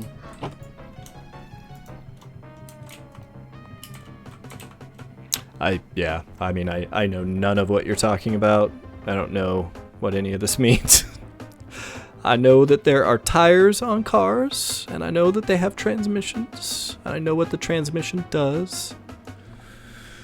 But yeah, that's where my naivety comes in.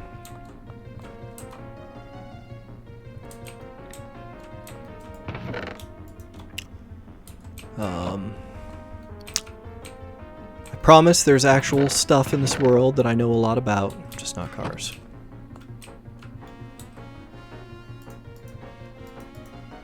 I could tell you all about how traffic signals are timed and, when you drive your cars around on the roads. I'm a super expert when it comes to traffic management, which I would say is a pretty goddamn important thing, because without traffic management, you're gonna just sit in gridlock in your car all day, every day, take 2 hours to go 4 miles like it does in LA.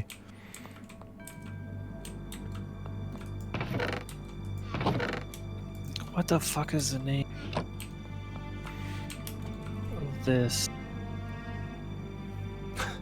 Fuel hauler says, from around here, traffic lights are timed by a drunk monkey.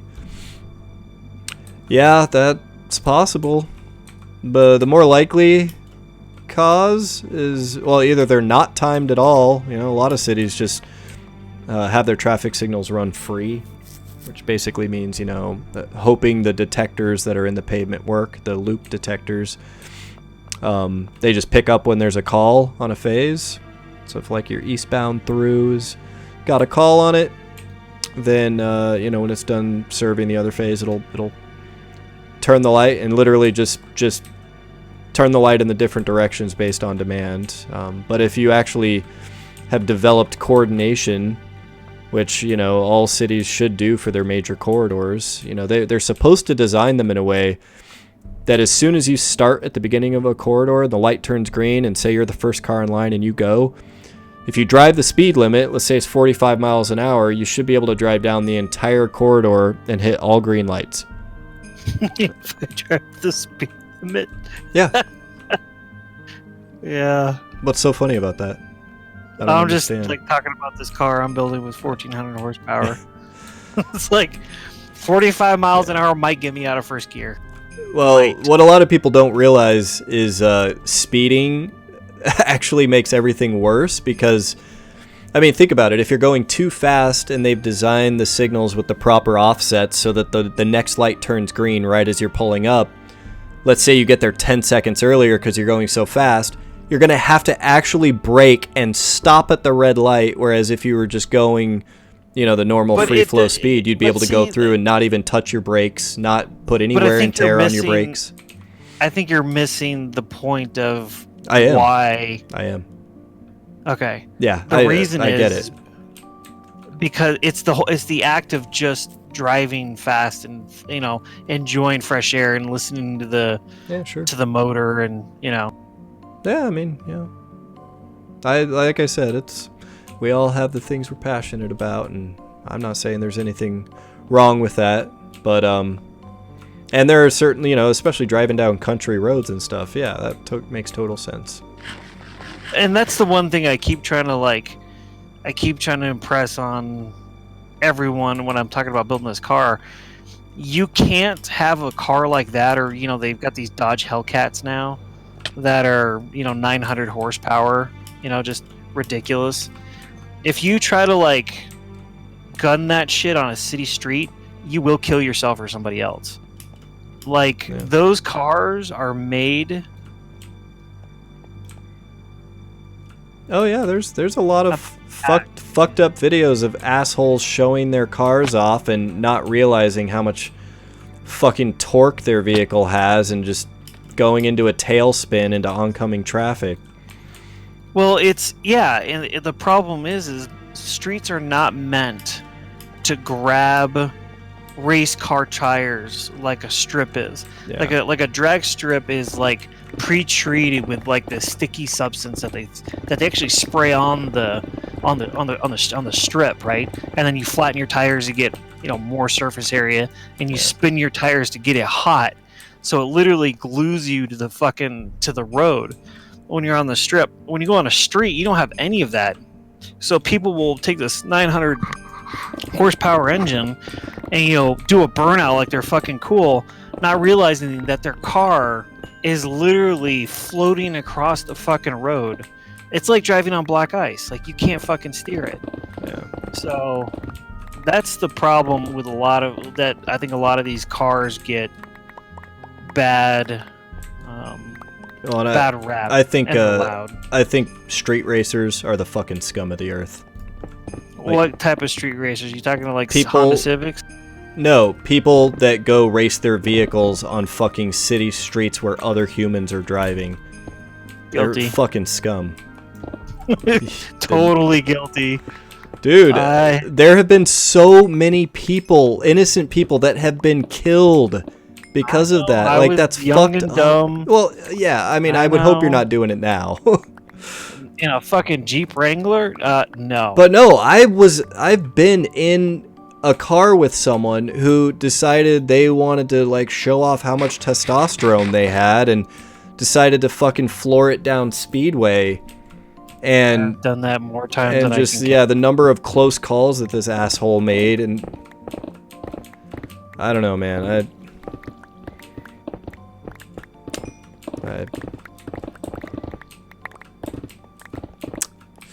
don't like street racers. I love it when they get pulled over by cops. I had, I think, 12 tickets in 5 years, Yeah. and I got chased by a helicopter. Yeah.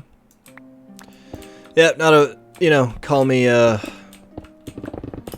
law-abiding citizen or whatever, but man, I do not like... It was dumb. Like, I definitely could have killed people, but Yeah. I prefer more now just people driving next to you and just appreciating what they see. Yeah. And then you can go to the track and, then do some really wicked, crazy shit. But actual street racing is really not my thing anymore. Yeah. I don't know. There's just something about seeing a late model classic, car. Yeah. No, I mean that's there are places that you can go and race your awesome vehicles. Like, just go to those places, do it there. Right. Well, some places don't. That's the shitty thing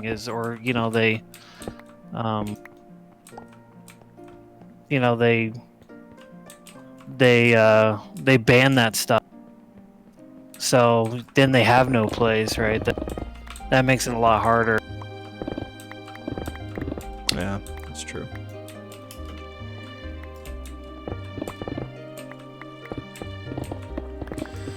Oh, shit, I'm probably trying to going to be find done this here thing. shortly. It's getting pretty late. There's one more thing I wanted to show you. Again, I'm just totally geeking out on cars.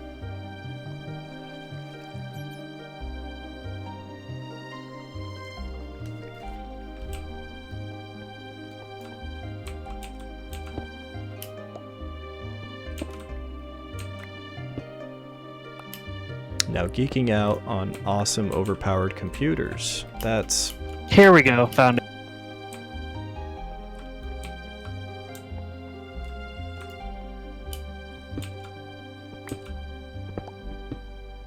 And the reason I think that these are cool and stuff like this is because, I don't know. I enjoy mechanical things.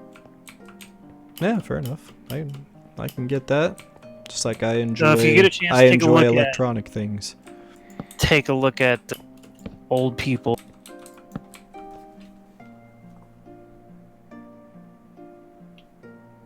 It's called a Lenco transmission. And basically what it is each lever is a gear. So you need a clutch to put it into first gear, but it's called a planetary gear transmission. So once it's in gear and you need a shift, you don't need to put the clutch in for gear 2. You literally take the second handle, shove it down, and it connects. And to downshift, you have to push the lever back. Yeah, I think I drove a logging skidder that had a similar gear shift mechanism.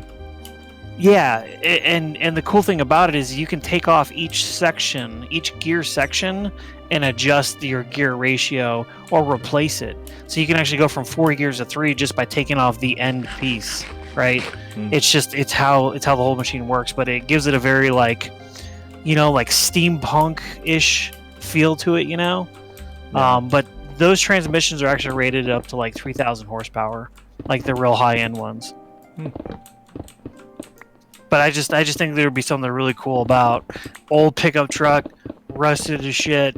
You've got these fucking giant levers you're pulling and twisting inside the car, but you've got this monster motor out of the front of it that has just, it's just a beautiful blower and a big block, and just the way they sound. It sounds like, hooves clopping on the side. I don't know. I love cars. So that's going to be my next big project. And I'm probably going to guess it's going to take me 5 years to do it.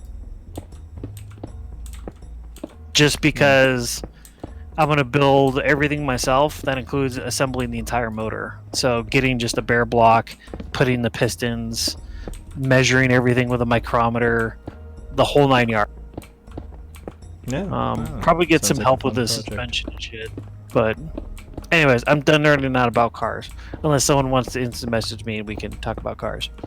But I'm done nerding out. Oh, cool, man. Well, I'm sure it'll be a fun project, and I can totally get behind just wanting to build something. Yeah, you know, it's just like I built this, right? Like I did this. And it's something that people will appreciate and look at and be like, okay, that's pretty cool. Most people. I know you'd be like, meh. Yeah. But I think What can most you do? people. I mean, yeah, I think even if you were to see an old classic, beautiful car, you'd be like, hey, that's pretty good looking, right? It's not a Tesla. It's not something I would want to drive, but it's a good looking car. Yeah, sure. So, like, you can't say that about a Honda Civic. Like, I would never look at a Honda Civic and be like, that's a nice Civic. Never gonna happen. It's only one car I will never drive, and it's a PT Cruiser. That's where What's I. funny about that That is car where I is draw the actually- line. That car, yeah, is a ginormous piece of shit, but they also took the motor from my Mitsubishi Eclipse and they put it in that giant whale of a fucking car, thinking that it would have enough get up and go, but it's a 2-liter or 2-liter turbo, and it was a giant fucking failure all the way around. It was just, they were trying to save money, and it failed. It always does.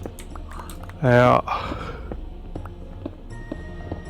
Ugh, man. Alright, dude. I'm gonna be heading to bed now that I've built a ice walkway in the lava world and nerded out about cars for 3-4 hours. Yeah, it was good. We made a lot of progress tonight. Blue ice I think so.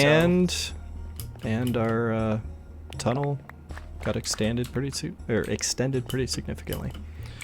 So yeah, I think I'm gonna call it here too. It's been What's the giant hut floating in the sky on top of the mob spawner? Is that where you hang out just to... Yeah, because if I go that high up, I'm far enough away from the ground down below that mobs don't spawn down there, so I get a higher spawn rate because I'm not having to compete for mob spawns. I don't think I've ever been in this thing. How do you just fly it? Yeah, I just fly up there. Right, but you can't fly on top of it, right? You have to fly into the fucking... No, I think I fly on top of it and maybe just knock out a block, and it's basically just a little panic room.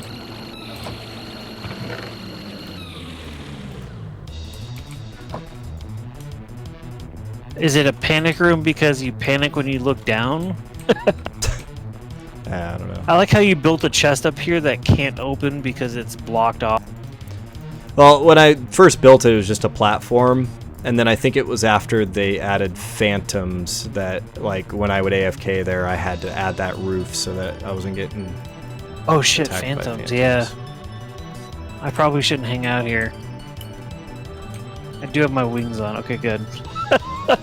That would have been a real short...